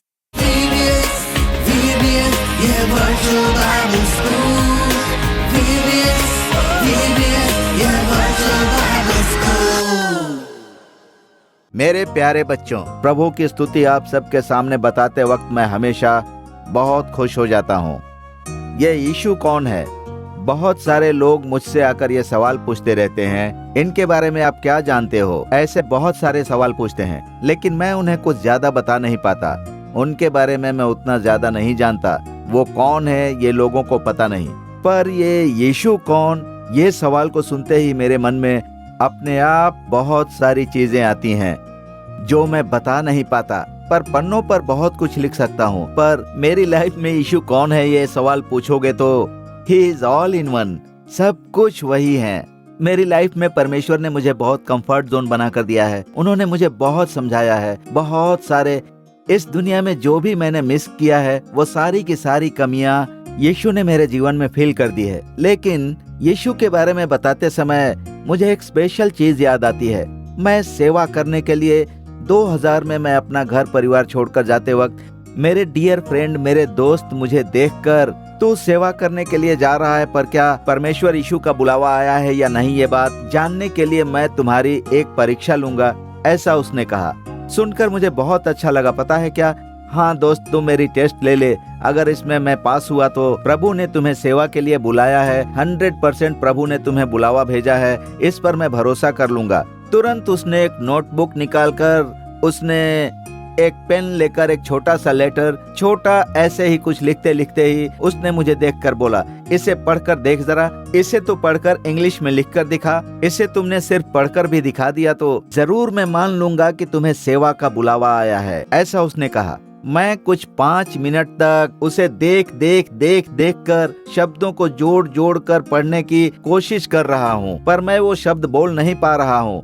थोड़ा समय बीतने के बाद मैंने बताया, मुझे पढ़ने नहीं आ रहा है, तुम ही बता दो। ऐसे बोलते ही उसने कहा, तुम्हें इतने सिंपल शब्द पढ़ने नहीं आ रहे हैं? मैंने सिर्फ इतना ही लिखा है, प्रेज द लॉर्ड, सिर्फ इतना ही लिखा है। अगर प्रेज द लॉर्ड शब्द तुम्हें पढ़ने नहीं आ रहे हैं तो बाइबल कॉलेज जाकर तुम कैसे पढ़ पाओगे? तुम कैसे वहाँ यीशु की सेवा करोगे? तुम कैसे वहाँ पर सरवाइव करोगे? ऐसा उसने मुझसे पूछा। तब मुझे बहुत दुख हुआ।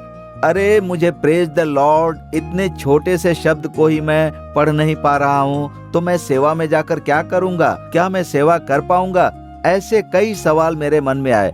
लेकिन आज मुझे खुद पर भरोसा है। मुझे कुछ भी नहीं आता था, उतना पढ़ा लिखा भी नहीं हूँ, लेकिन यीशु प्रभु ने मुझे मार्ग दिखाया। वैसे पर यदि तुम में से किसी को बुद्धि की घटी हो तो परमेश्वर से मांगे, जो बिना उलाहना दिए सबको उदारता से देता है, और उसको दी जाएगी। अब मैं बताऊंगा यीशु कौन है। इस सवाल का हजारों जवाब देंगे तो भी अब मैं बताऊंगा जो उन्होंने मुझे सिखाया। एक अच्छा सा गुरु। मैं तुम्हें सिखाकर मैं तुझे बुद्धि दूंगा, और जिस मार्ग में तुझे चलना होगा उसमें तेरी अगुवाई करूंगा। मैं तुझ पर कृपा दृष्टि रखूंगा और सम्मति दिया करूंगा। A good teacher, the best teacher, मुझे निरक्षर से साक्षर बनाने वाला मेरे पिता यीशु। सो गॉड ब्लेस यू। परमेश्वर आपको सुखी रखे। Praise the Lord.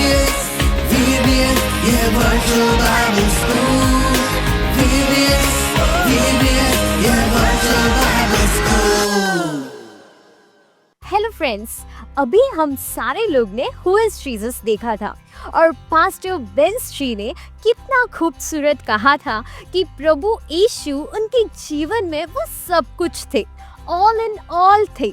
इतना ही नहीं बल्कि परमेश्वर उनके कंफर्टर भी थे, उनने सहायता किया।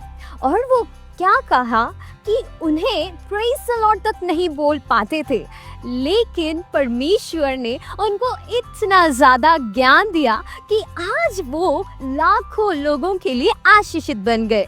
हाँ फ्रेंड्स, आप भी अगर आपके जीवन को परमेश्वर के लिए समर्पण करोगे तो आपका जीवन को भी परमेश्वर अद्भुत रीति से बदल देंगे। ओके, तो चलिए अभी हम स्टोरी के अंदर जाते हैं और आज हम जॉन के बारे में देखने वाले हैं। जॉन जो था वो 7th स्टैंडर्ड में पढ़ता था, लेकिन वो बहुत ही ज्यादा बुद्धिमान था और परमेश्वर का भय मानता था। हर रोज वो बाइबल पढ़ता था, प्रे करता था। क्या आप लोग हर रोज प्रे करते हो? हर रोज बाइबल पढ़ते हो? सच्ची? वेरी गुड, आप सारे लोग तो अच्छे बच्चे हो। तो जॉन भी हर रोज सुबह उठकर प्रे करता था। ओके, फिर उसके बाद ही वो अपना पढ़ाई करता था और वो अपनी मम्मी पापा का बात मानता था। और सबसे ज्यादा आप जानते हो, वो हर समय अपने स्कूल में वो फर्स्ट रैंक आता है। हाँ, फर्स्ट रैंक आता है वो। ओके, तो 7th में भी वो फर्स्ट था, 8th में भी फर्स्ट था, 9th में भी वो फर्स्ट रैंक लाया। आपको यकीन हो रहा है? नहीं? अच्छा ठीक है, आगे चलते हैं स्टोरी के अंदर। फिर क्या हुआ, जब वो 10th स्टैंडर्ड में पहुंचा और जॉन को बहुत ज्यादा न्यू फ्रेंड्स बनने लगे और पता है वो थोड़ा थोड़ा दूर होने लगा। किससे? प्रभु यीशु मसीह से। और वो परमेश्वर से दूर होते गया, प्रार्थना कम हुआ, उसका बाइबल रीडिंग कम हुआ और वो स्कूल बंक करना भी शुरू कर दिया। वो स्कूल को छुट्टी मारता था और पता है किधर जाने लगा? मूवी देखने। और इतना वो बुरा बनने लगा और बहुत बड़ी घटना उसके जीवन में हुआ। क्या? जब उसका फर्स्ट यूनिट टेस्ट था 10th स्टैंडर्ड का, उसमें वो फेल होने शुरू हुआ। फर्स्ट यूनिट टेस्ट में उसने एक सब्जेक्ट में फेल हुआ, फिर सेकेंड यूनिट टेस्ट में उसने 3 सब्जेक्ट्स में फेल हुआ और जब फर्स्ट सेमेस्टर आया ना, उसने सारे सब्जेक्ट में फेल हुआ। ओह गॉड! जो व्यक्ति कि जो बच्चा जो सब में वो फर्स्ट रैंक आता था, अभी वो 10th में सारे सब्जेक्ट में फेल हो रहा है। फिर उसको एहसास हुआ कि अभी मैं जो कर रहा हूँ वो बहुत ही गलत काम कर रहा हूँ। और फिर उसको बहुत ज़्यादा वो शर्मा गया, उसको बहुत ज़्यादा ह्यूमिलिएशन हुआ और उसने घर गया और उसके पेरेंट्स से वो बोलने लगा कि पापा और मम्मी, मैं पहले कितना अच्छा बच्चा था, मैं सब में फर्स्ट रैंक आता था, लेकिन अभी मैं बुरे फ्रेंड्स के साथ मिलने की वजह से मैंने अपना सब, मेरा जो भी हॉनर था, सब कुछ मैंने खो दिया और अभी मैं फेल होने लगा। और तभी उसके पापा ने कहा कि तू जब प्रभु यीशु मसीह को अपना गाइड बनाया था, कि मार्गदर्शक बनाया था, तब तेरा जीवन बहुत ही सुंदर था। तू सब में फर्स्ट आता था, तू बड़ों का आदर करता था, झूठ नहीं बोलता था, अच्छा था तू। लेकिन जब तूने अपने फ्रेंड्स को अपना गाइड बनाया, अपने फ्रेंड्स को तूने मार्गदर्शक के रूप में उनको मान लिया था, तब से तेरा जो जीवन था वो नष्ट में जाने लगा। और तभी वो समझा और वो बहुत ज़्यादा दुखी हुआ और रोने लगा। और लेकिन उसके पापा ने कहा कि जॉन, अभी भी कुछ गलत नहीं हुआ है, तू शांत हो जा और फिर से अपना जीवन प्रभु यीशु के हाथ में समर्पण कर और फिर से प्रभु यीशु तेरा जो भी शर्मिंदगी है उससे तुझे छुड़ाकर तेरा जीवन को वो अच्छे से बना देंगे।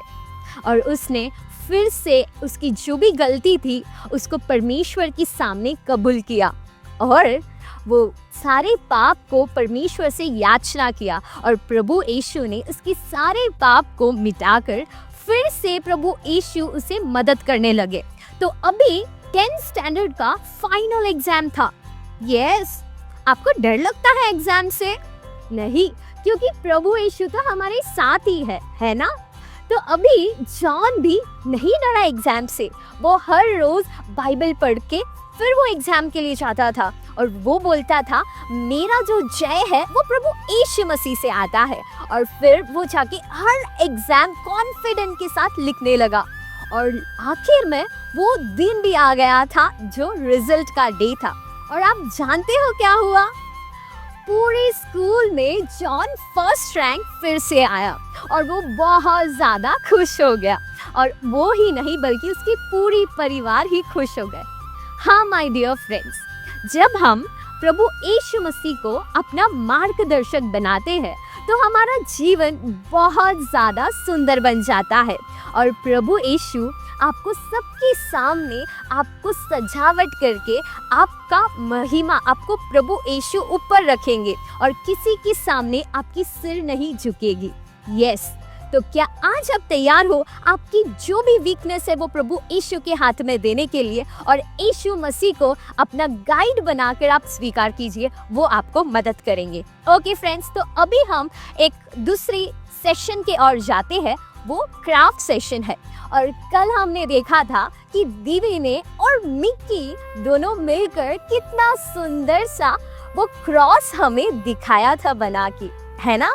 तो आज भी आप सारे लोगों के लिए बहुत ही मजेदार क्राफ्ट है और आप लोग तैयार हो ना?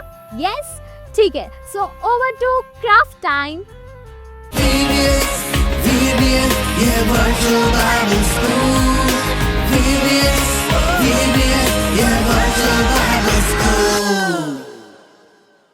हेलो दोस्तों, praise the lord, welcome to craft time.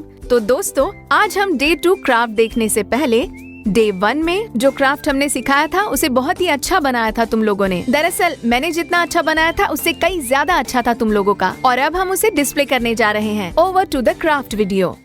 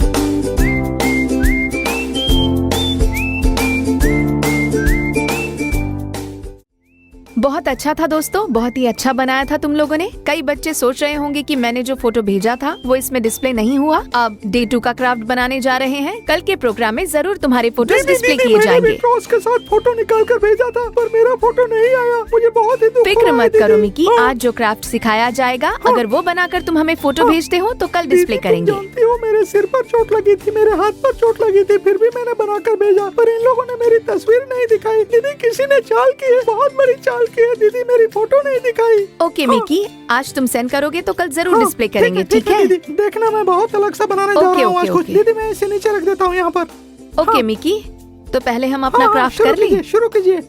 Craft बनाने से पहले कौन कौन सी चीजों की जरूरत है उसे देखेंगे। देखते हैं।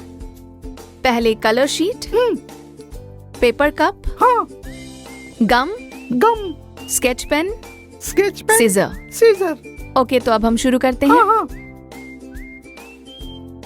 दीदी मैं हेल्प करूं क्या? रहने दो मिकी। ओके, सबसे पहले हम क्या करने जा रहे हैं, इस पेपर कप में हम ये व्हाइट शीट पेस्ट करने जा रहे हैं, ठीक है? अब इस पेपर कप के मेजरमेंट के अनुसार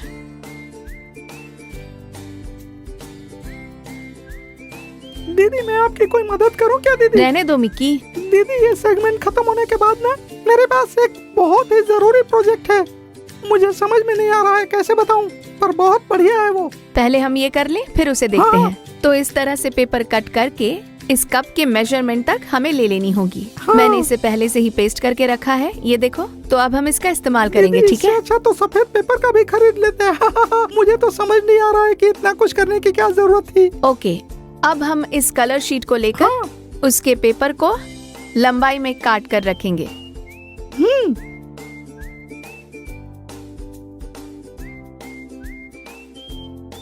अब इसी मेजरमेंट में पेपर के 2 पीस हम लोग यूज करेंगे।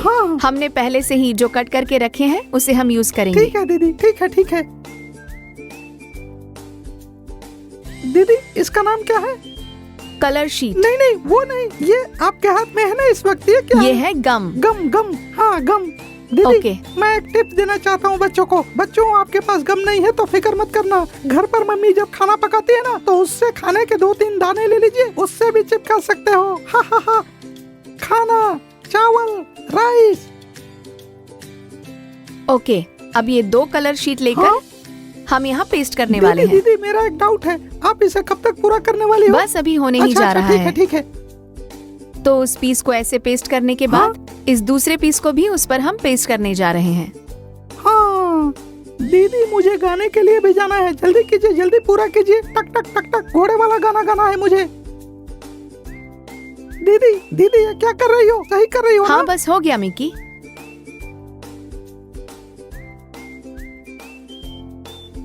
ओके, बढ़िया। इस तरह से पेस्ट करने के बाद इसे सूखने के लिए साइड में रख देंगे। दीदी इसे बीच में रख लेते हैं, बीच में। हाँ इस तरह। ओके, कोई बात नहीं मिकी। ये मेरा कप और गिर गया। इस तरह से एक सर्कल शेप में मैंने पेपर कट करके रखा है। ये गोल वाला ना? हाँ बिल्कुल। अब इसे हम सेंटर तक कट करेंगे। इस सर्कल के हाफ तक कट करके इसे भी हम गम से पेस्ट करेंगे। बच्चों मैंने जो बताया था वो याद है ना तुम लोगों को? गम नहीं है तो राइस, खाना, चावल, उससे भी चिपका सकते हो। ओके, तो इस तरह कट करने के बाद इस शेप में हम पेस्ट कर लेंगे। अच्छा बस इतना ही करना है ना दीदी? अच्छा दीदी इससे क्या चने की पूड़ी बनाने वाली हो? नहीं मिकी, हमारे क्राफ्ट में हम इसे पेस्ट करने वाले हैं। ठीक है। ओह, अब पहले हमने जो कप बनाकर रखी थी, इस तरह से गम लगाकर इस तरह से ऊपर पेस्ट कर देंगे। अच्छा ये तो बिल्कुल कॉर्न आइस लग रहा है। ओके, अब इस तरह से पेस्ट करने के बाद हमारे पास जो स्केच पेन है उसका यूज करके इस पर कुछ ड्रॉ करने वाले हैं, ठीक है? दीदी जरा जल्दी कीजिए। दीदी मेरे पास टाइम नहीं है, जरा जल्दी कीजिए प्लीज। बस मिकी, अब पूरा होने ही जा रहा है।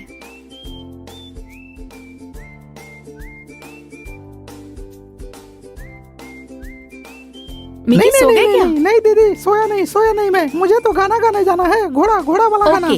इस तरह से ड्रॉ करने के बाद एक प्यारा सा लाइट हाउस बन जाता है। दीदी लाइट हाउस, अब देखो मैं अपना सीक्रेट आपके सामने रखने वाला हूँ। देखिए आप जरा आगे तो बोलिए। ओके, तो दोस्तों अपनी क्रिएटिविटी यूज करके मैंने अलग अलग रंगों का लाइट हाउस बनाकर रखा है। आप लोग अपनी क्रिएटिविटी यूज करके अपने पसंदीदा रंगों में इसे ट्राई करोगे, ठीक है? अच्छा दीदी देखिए मैंने अपनी क्रिएटिविटी यूज की है और देखिए मैं एक बढ़िया सा लाइट लेकर आया हूँ। देखिए दीदी ये लाइट जल्दी भी है, आपके लाइट हाउस में बिजली नहीं है, पर देखिए इस लाइट से रोशनी भी आती है। इसे देखकर सारे नाव और जहाज बस पास में आती रहेंगी। उसके लिए इतना कुछ बनाने की क्या लाइट जरूरत हाउस है दरअसल दीदी? ऐसा दिखता है। ये जो है वो फ्लैश लाइट है। हाँ हाँ दीदी, मैं भी जानता हूँ ये लाइट हाउस है और ये फ्लैश लाइट है, पर उसमें लाइट जलती नहीं है, इसमें लाइट जलती है। दीदी दीदी दीदी दीदी। बच्चों, मिकी ने जैसा किया है वैसा मत करना। मैंने जैसा सिखाया, paper cups and paper, colour paper, scissor gum use करके इस तरह के लाइट हाउस ट्राई करना। ठीक है दीदी। कल की एक्टिविटीज के लिए क्या क्या चीजें चाहिए होंगी वो भी बता दीजिए दीदी, तभी बच्चे रेडी कर पाएंगे। कल की एक्टिविटीज के लिए भी इसी तरह से white paper, pen, sketch pen और इसी तरह के पेपर कप यूज करके हम करने जा रहे हैं। ओके दीदी, क्या मैं चलूं? मुझे आगे गाने का कार्यक्रम करने जाना है। डेट 3 में इसी तरह के दूसरे एक क्राफ्ट के साथ तुम लोगों से फिर मिलूंगी। Okay bye. ये तो बहुत बढ़िया है, लेकिन बच्चों जैसे मिकी ने बताया वैसे तुम लोग क्राफ्ट मत करना, पर जिस तरह से डेफनी दीदी ने सिखाया है उसी तरह से करना और अपलोड करना। बच्चों, इस दीदी की बात बिल्कुल मत मानना। मेरी तरह एक टॉर्च रख लेना, ये बहुत ही आसान है। ठीक है, तुम्हारी बात होगी। हाँ, बोल दिया मैंने। बच्चों, डेफनी दीदी ने जैसे सिखाया है उस तरह से करके कैसे अपलोड करना है जानते हो ना? अपने इंस्टाग्राम, फेसबुक पर जब फोटो अपलोड करोगे तो #JRMVBS 2025 टाइप करके ये देखो इस तरह बनाकर अपलोड करना है। इस तरह से बिल्कुल नहीं करना। नहीं करनी है, मेरी तरह एक टॉर्च लाइट रख लेना और www.mickey.bbs.com में बच्चों गलत मत सिखाओ मिकी। मैं भी एक बात को याद दिलाना चाहती हूँ, जैसे हमने पहले कहा था love feast, 5th day segment में हमारा लव फीस्ट होगा और इसमें आप लोगों को क्या करना है, अपने आसपास के किसी गरीब लोगों की मदद करते हो तो उसका फोटो निकालकर स्क्रीन पर दिखने वाले इस नंबर पर व्हाट्सएप करोगे तो तुम लोगों के ये फोटोज हम 5th डे के लव फीस्ट प्रोग्राम पर जरूर डिस्प्ले करने वाले हैं। दीदी, मैं बहुत ही थक चुका हूँ। तुम लोग कब अपना बोलना बंद करोगे? आप लोग थोड़ी देर बाद अच्छा आशी, अब हम नेक्स्ट सेगमेंट कौन सा देखने वाले हैं? हाँ, हम प्रेयर करने वाले हैं। Yes. बिल्कुल। कल हमारे प्रेयर पॉइंट में रेफ्यूजीज लोगों के लिए प्रार्थना थी और आज भी एक जरूरी प्रेयर पॉइंट के लिए प्रेयर करेंगे। दोस्तों, तुम लोग तैयार हो ना? अब हम प्रेयर करेंगे। और जेनी, कई सारे बच्चे सिर्फ दीदी को प्रार्थना करते हुए देख रहे हैं, पर आप लोगों को भी दीदी के साथ मिलकर प्रार्थना करना जरूरी है। ठीक है, आप लोग भी प्रार्थना कीजिए। Over to prayer time.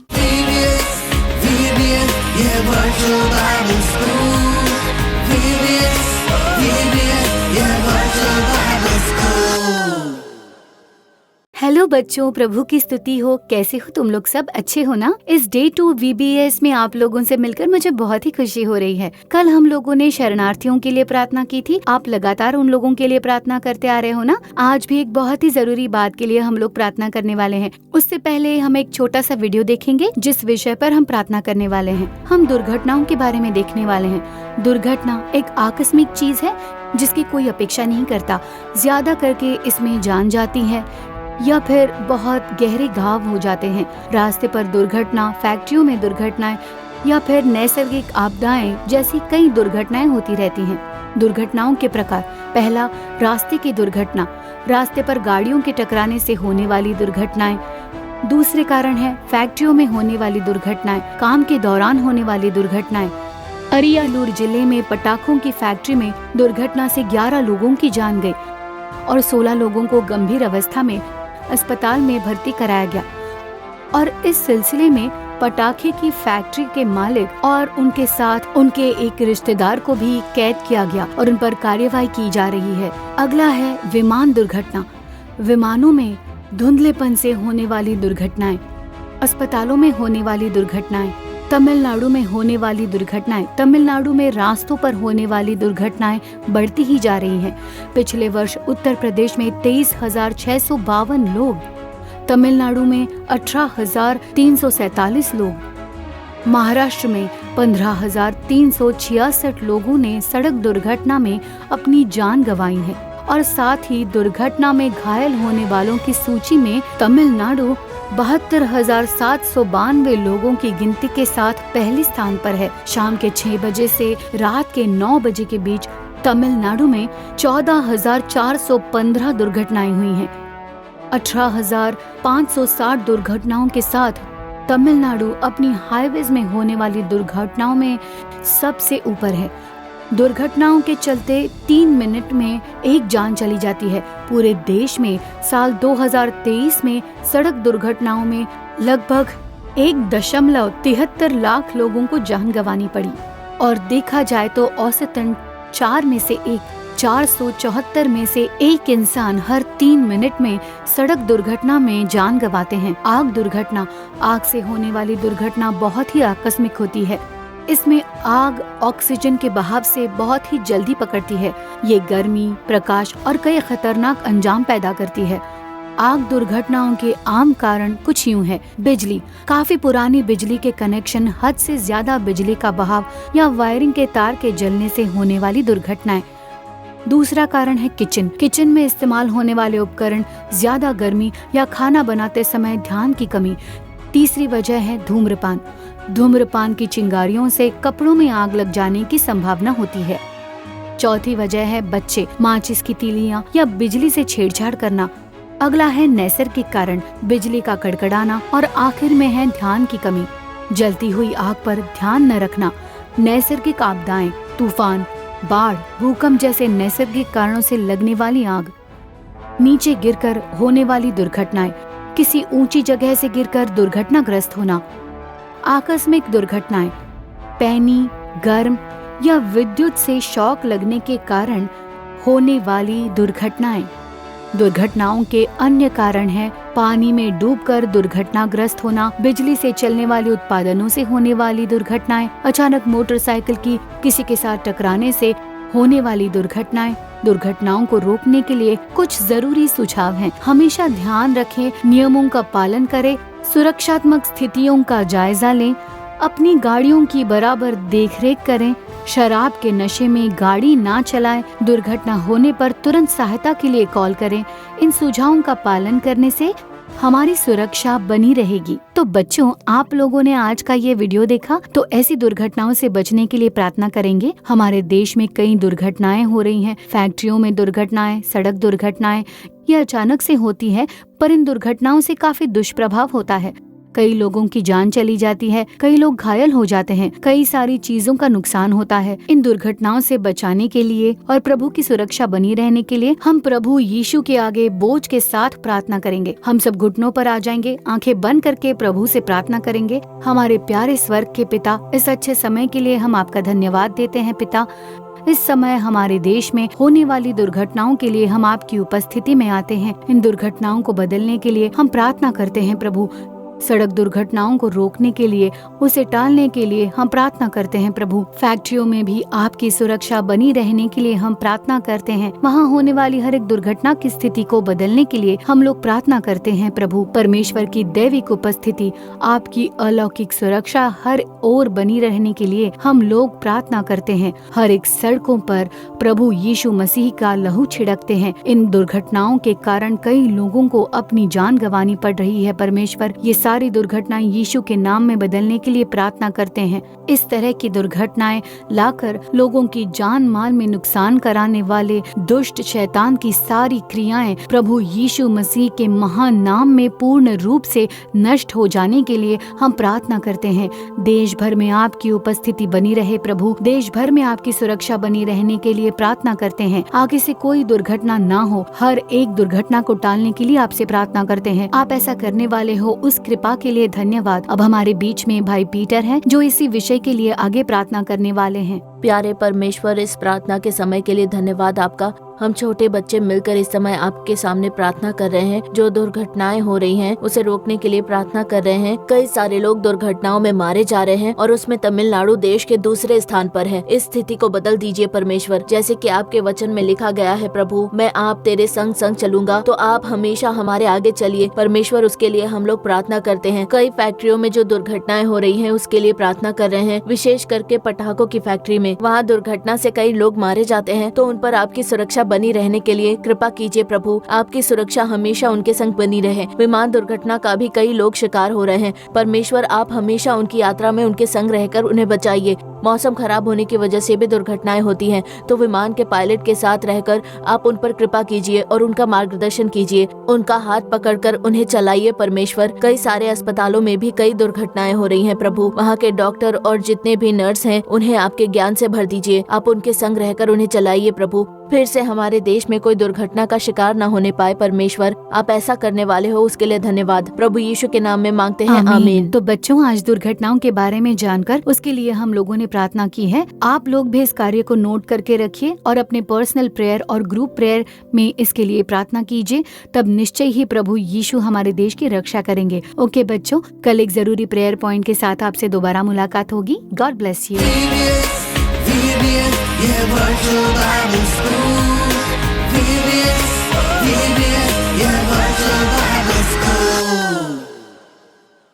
बच्चों, आपने देखा ना हमारे देश में कितनी दुर्घटनाएं हो रही हैं और सर्वे में बताया गया है कि हर 3 मिनट में एक इंसान की जान जा रही है दुर्घटना का शिकार होकर। पता है इसमें हमारी क्या जिम्मेदारी है? ऐसी दुर्घटना फिर से ना हो, उसके लिए हमें परमेश्वर के आगे लगातार प्रार्थना करनी चाहिए।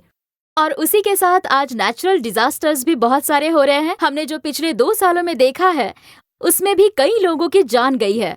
तो आगे ऐसा ना हो और उसे रोके जाने के लिए प्रभु ने हमें एक बहुत बड़ी जिम्मेदारी दी है, और वो है प्रार्थना। हमारे हाथों में एक बहुत बड़ी जिम्मेदारी है और ऐसी अनहोनी को रोकने के लिए हमें प्रार्थना करनी चाहिए। ओके जेनी, हमने वर्शिप कर लिया है, संदेश सुन लिया है, प्रार्थना कर ली है। अब आगे क्या आएगा? आगे वर्स सीखने जा रहे हैं नानी माँ के साथ। Okay, over to memory verse.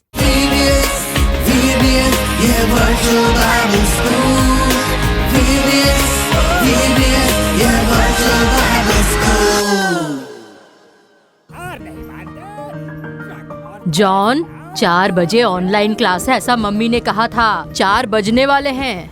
मैं अभी तो टीवी देखने बैठा हूँ। बस 5 मिनट में ज्वाइन करता हूँ दादी।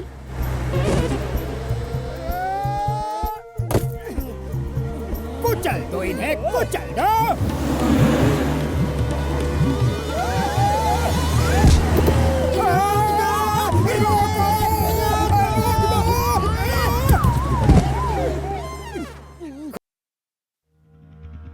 Good evening miss. अब मैंने अटेंडेंस तो दे दी है, अब मैं आराम से टीवी देखूंगा। वो दोनों कुछ भी कर सकते हैं बस। हाँ, वो फुरफुरी नगर के हीरो है, हीरो है। चुप करो बेवकूफो, तुम्हारा बॉस मैं हूँ। तुम्हें मेरी तारीफ करनी चाहिए, उनकी नहीं। मेरी तारीफ करो, मेरी। क्या? हाँ, टीचर किसको पढ़ा रही है? तुम तो यहाँ टीवी देख रहे हो। क्लास अटेंड नहीं करना है क्या? क्लास को म्यूट करके वीडियो ऑफ कर दिया है, इसलिए मैं यहाँ क्या कर रहा हूँ ये टीचर को पता ही नहीं चलेगा। ये गलत है बेटा। दादी, इसमें कुछ गलत नहीं है। यहाँ देखो, मेरे बहुत सारे फ्रेंड्स वीडियो ऑफ करके साउंड म्यूट करके बैठे हुए हैं। टीचर जो भी पढ़ा रही है वो हम बाद में बुक से पढ़ लेंगे। तुम तो टीचर को धोखा दे रहे हो। ये बहुत ही गलत बात है बेटा। दादी, वो तो कोई भी काम करने के लिए किसी और की नकल नहीं करते। यीशु प्रभु को क्या सही क्या गलत ऐसा उन्हें पूछोगे तो यीशु प्रभु तुम्हें सही रास्ता जरूर दिखाएंगे, पर तुम्हारे फ्रेंड्स की तरह तुम भी गलती करोगे तो फिर यीशु प्रभु को बहुत ही बुरा लगेगा। सॉरी दादी। ठीक है, तुम बाइबल लेकर ऊपर आओ। जॉन, भजन संगीता 86 का 11 निकाल कर पढ़ो। हे यहोवा, अपना मार्ग मुझे दिखा, तब मैं तेरे सत्य मार्ग पर चलूंगा। मुझको एक चित कर कि मैं तेरे नाम का भय मानूं। वापस से पढ़ना। हे यहोवा, अपना मार्ग मुझे दिखा, तब मैं तेरे सत्य मार्ग पर चलूंगा। मुझको एक चित कर कि मैं तेरे नाम का भय मानूं। जॉन, इस वचन से तुमने क्या सीखा? यीशु प्रभु को हम सही मार्ग के बारे में पूछेंगे तो हमें गलती करने से वो रोक देंगे। हम गलत रास्ते जाएंगे ही नहीं। जॉन, अब तुमने समझदार बच्चों जैसी बात की है। थैंक यू दादी। इस वचन को वीबीएस देखने वाले फ्रेंड्स को भी सिखाएं क्या? जरूर। बच्चों, दादी आज बाइबल का एक वचन बताएगी। आप सब अच्छे से बोलोगे ना? हे यहोवा, अपना मार्ग मुझे दिखा, तब मैं तेरे सत्य मार्ग पर चलूंगा।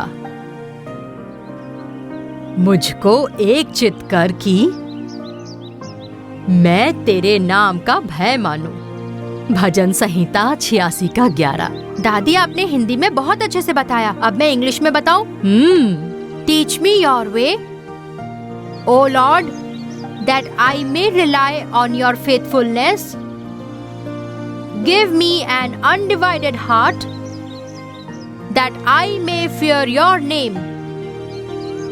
Psalm 86:11. बच्चों, वचन आपने सीख लिया ना? कोई गलती ना करके यीशु प्रभु के अच्छे बच्चे बनकर रहो, ठीक है? VBS, yeah, virtual Bible school.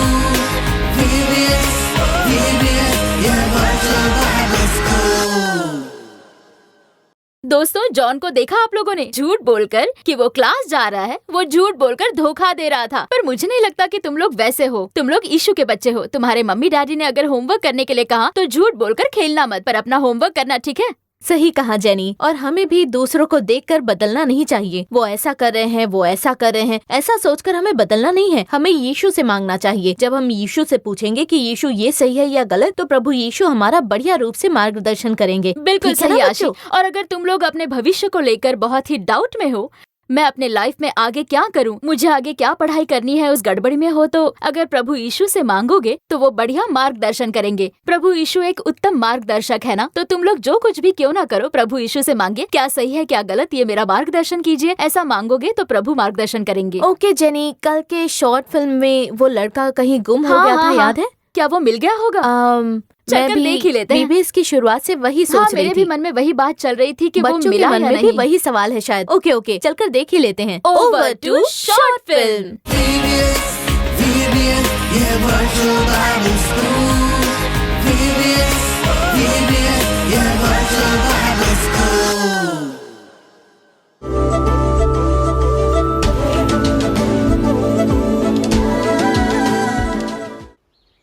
नीले रंग की कमीज पहना हुआ वो लड़का ना? हाँ भैया, वही। वो तो किसी के साथ बाइक पर जा रहा था। बाइक पर जा रहा था? हाँ, पता नहीं किसके साथ गया। कौन सी तरफ गया वो? ये इसी ओर गया था वो। हाँ?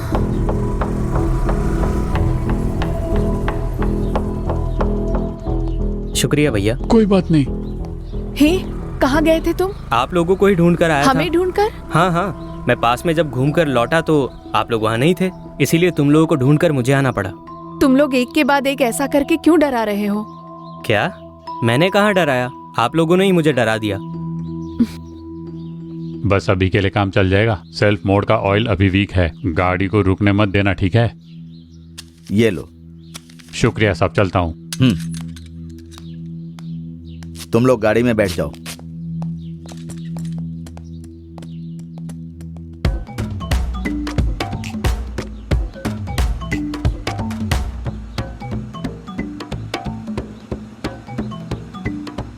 बहुत देरी हो रही है। मैप में अगर कोई शॉर्ट रूट हो तो वहीं से चलिए अंकल। वो सब मैं नहीं जानता बेटा। अरे, आज के दिन भी आप जैसे लोग होते हैं क्या?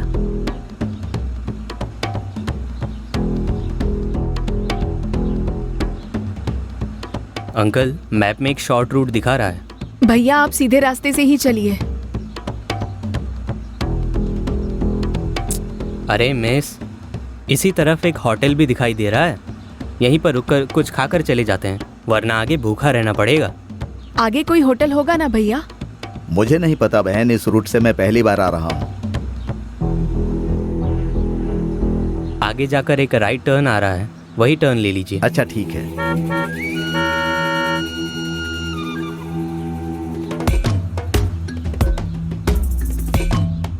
यहाँ से और एक राइट टर्न है।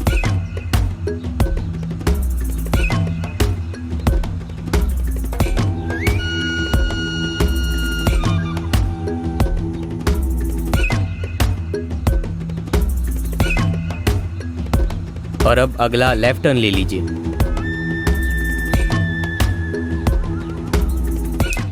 अरे, नेटवर्क ही नहीं मिल रहा है यहाँ पर तो।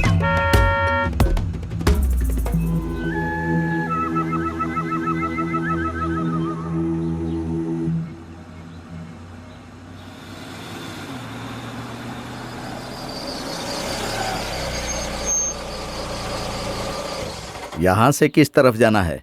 मैप में लेफ्ट ही दिखाई दे रहा था, लेफ्ट में ही चलिए। मैं जाकर उस नाना जी से पूछ कर आ जाता हूँ। आप रुकिए, गाड़ी अगर ऑफ हो गई तो स्टार्ट करना मुश्किल हो जाएगा। मैं जाकर आता हूँ। नहीं नहीं, कोई ना कोई रास्ता जरूर निकलेगा, आप फिक्र मत कीजिए, रखता हूँ।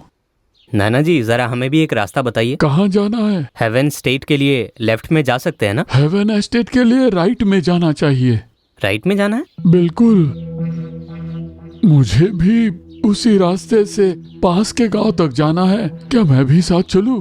हम लोग तो मैप देखकर ही आ रहे थे, बस एक डाउट था इसीलिए पूछ लिया, पर मैप तो लेफ्ट दिखा रहा था। यहाँ के रास्तों के बारे में मैं अच्छी तरह जानता हूँ। अब लेफ्ट में जा सकते हैं या नहीं? जा तो सकते हैं, लेकिन आपको हमारे साथ गाड़ी में आना है, वही बात है ना?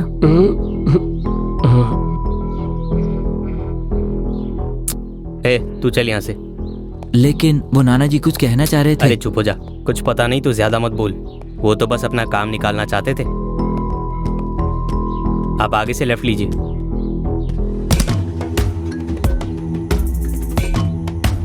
आजकल के बच्चे कितनी जल्दबाजी करते हैं, किसी का कहा नहीं मानते हैं ये बच्चे।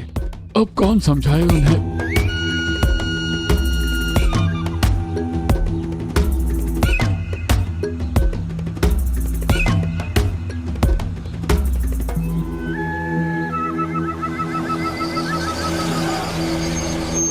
आगे तो गेट बंद है, शायद गलत रास्ता ले लिया हमने। उस बुजुर्ग ने हमें गलत रास्ता दिखा दिया। उन्होंने गलत रास्ता नहीं दिखाया, पर उन्होंने जिस रास्ते के बारे में बताया था इसने उसके बारे में नहीं बताया। सच कह रहे हो?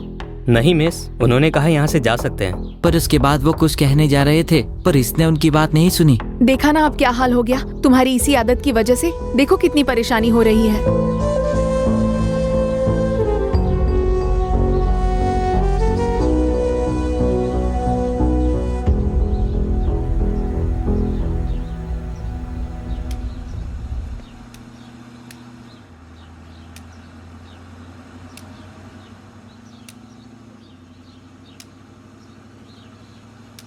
आप गाड़ी रोकिए भैया, उन्हें भी ले लेते हैं, उन्हें जरूर रास्ता पता होगा। आप आ जाइए नाना। मैं आप लोगों के साथ। आइए अंदर आ जाइए।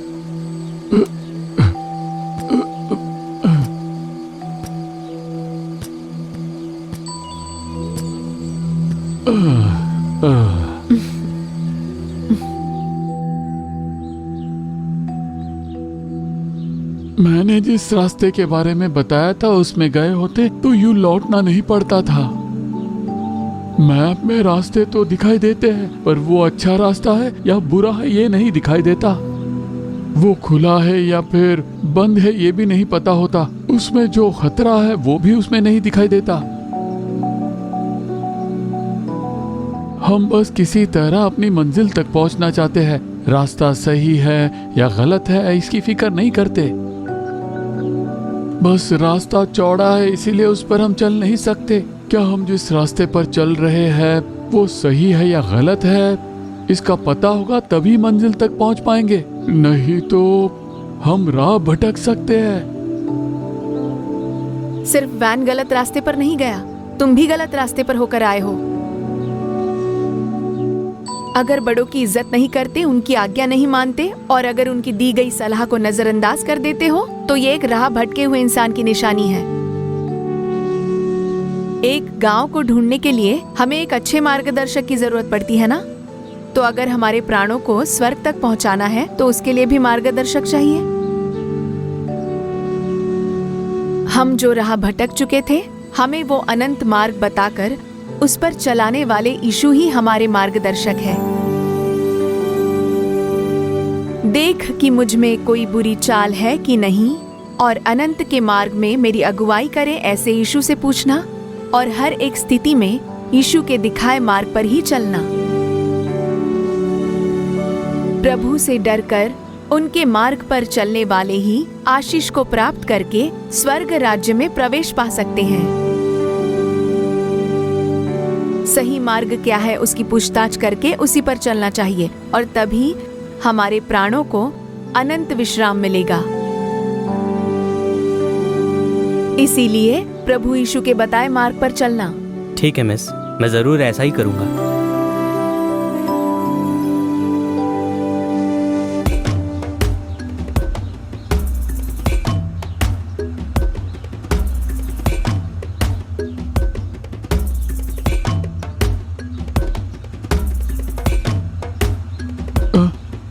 ड्राइवर, गाड़ी को रोकना तो जरा। क्यों, क्या हुआ?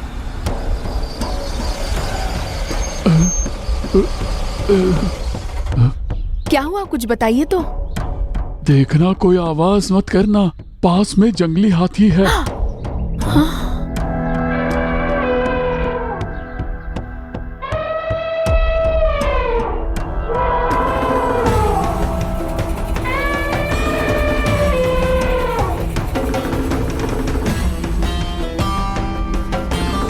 हाँ, वो देखो।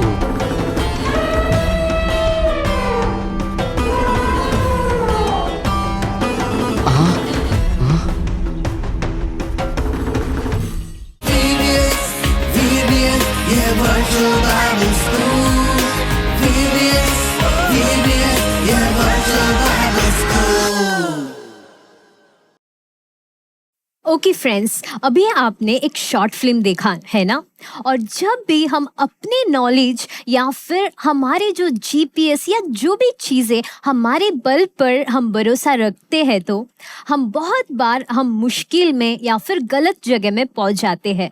इसलिए हर समय पर हमें अपने बड़ों का बात मानना चाहिए, जैसे कि हमारी पेरेंट्स हो गए, टीचर्स हो गए, एल्डर्स हो गए, उन सारे लोगों का बात हमें हर पल मानना चाहिए। ओके फ्रेंड्स, अगर आज आप कोई नहीं मानता होगा या फिर आपके बड़ों की गाइडेंस को आप नहीं मानते होंगे, तो आज से आपके बड़ों की आदर करना और उनकी ओबे करना आप सीख लीजिए। और सबसे महान चीज़ तो प्रभु यीशु को अगर आपके गाइडेंस आप बना देंगे तो आपका जीवन, आपका लाइफ जो है वो बहुत ही ज़्यादा सुंदर बन जाएगा। ओके फ्रेंड्स, चलो हम फिर से जैसे ही हमने सेशन 1 और 2 में सीखा है वो दोनों सॉन्ग्स जो है अभी हम करने वाले हैं, ठीक है। तो सबसे पहले हम घोड़ा, ये सॉन्ग को हम फिर से करेंगे। तो चलिए जल्दी जल्दी से आप खड़े हो जाइए और अब साथ मिलकर हम खुशी के साथ हम अभी एक्शन करने वाले हैं। Okay, so let the music start.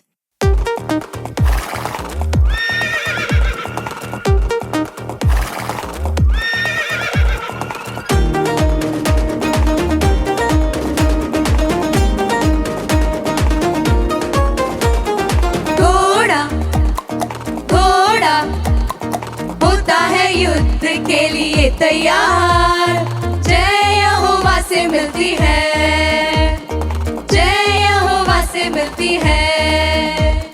घोड़ा घोड़ा होता है युद्ध के लिए तैयार, जय यहोवा से मिलती है, जय यहोवा से मिलती है।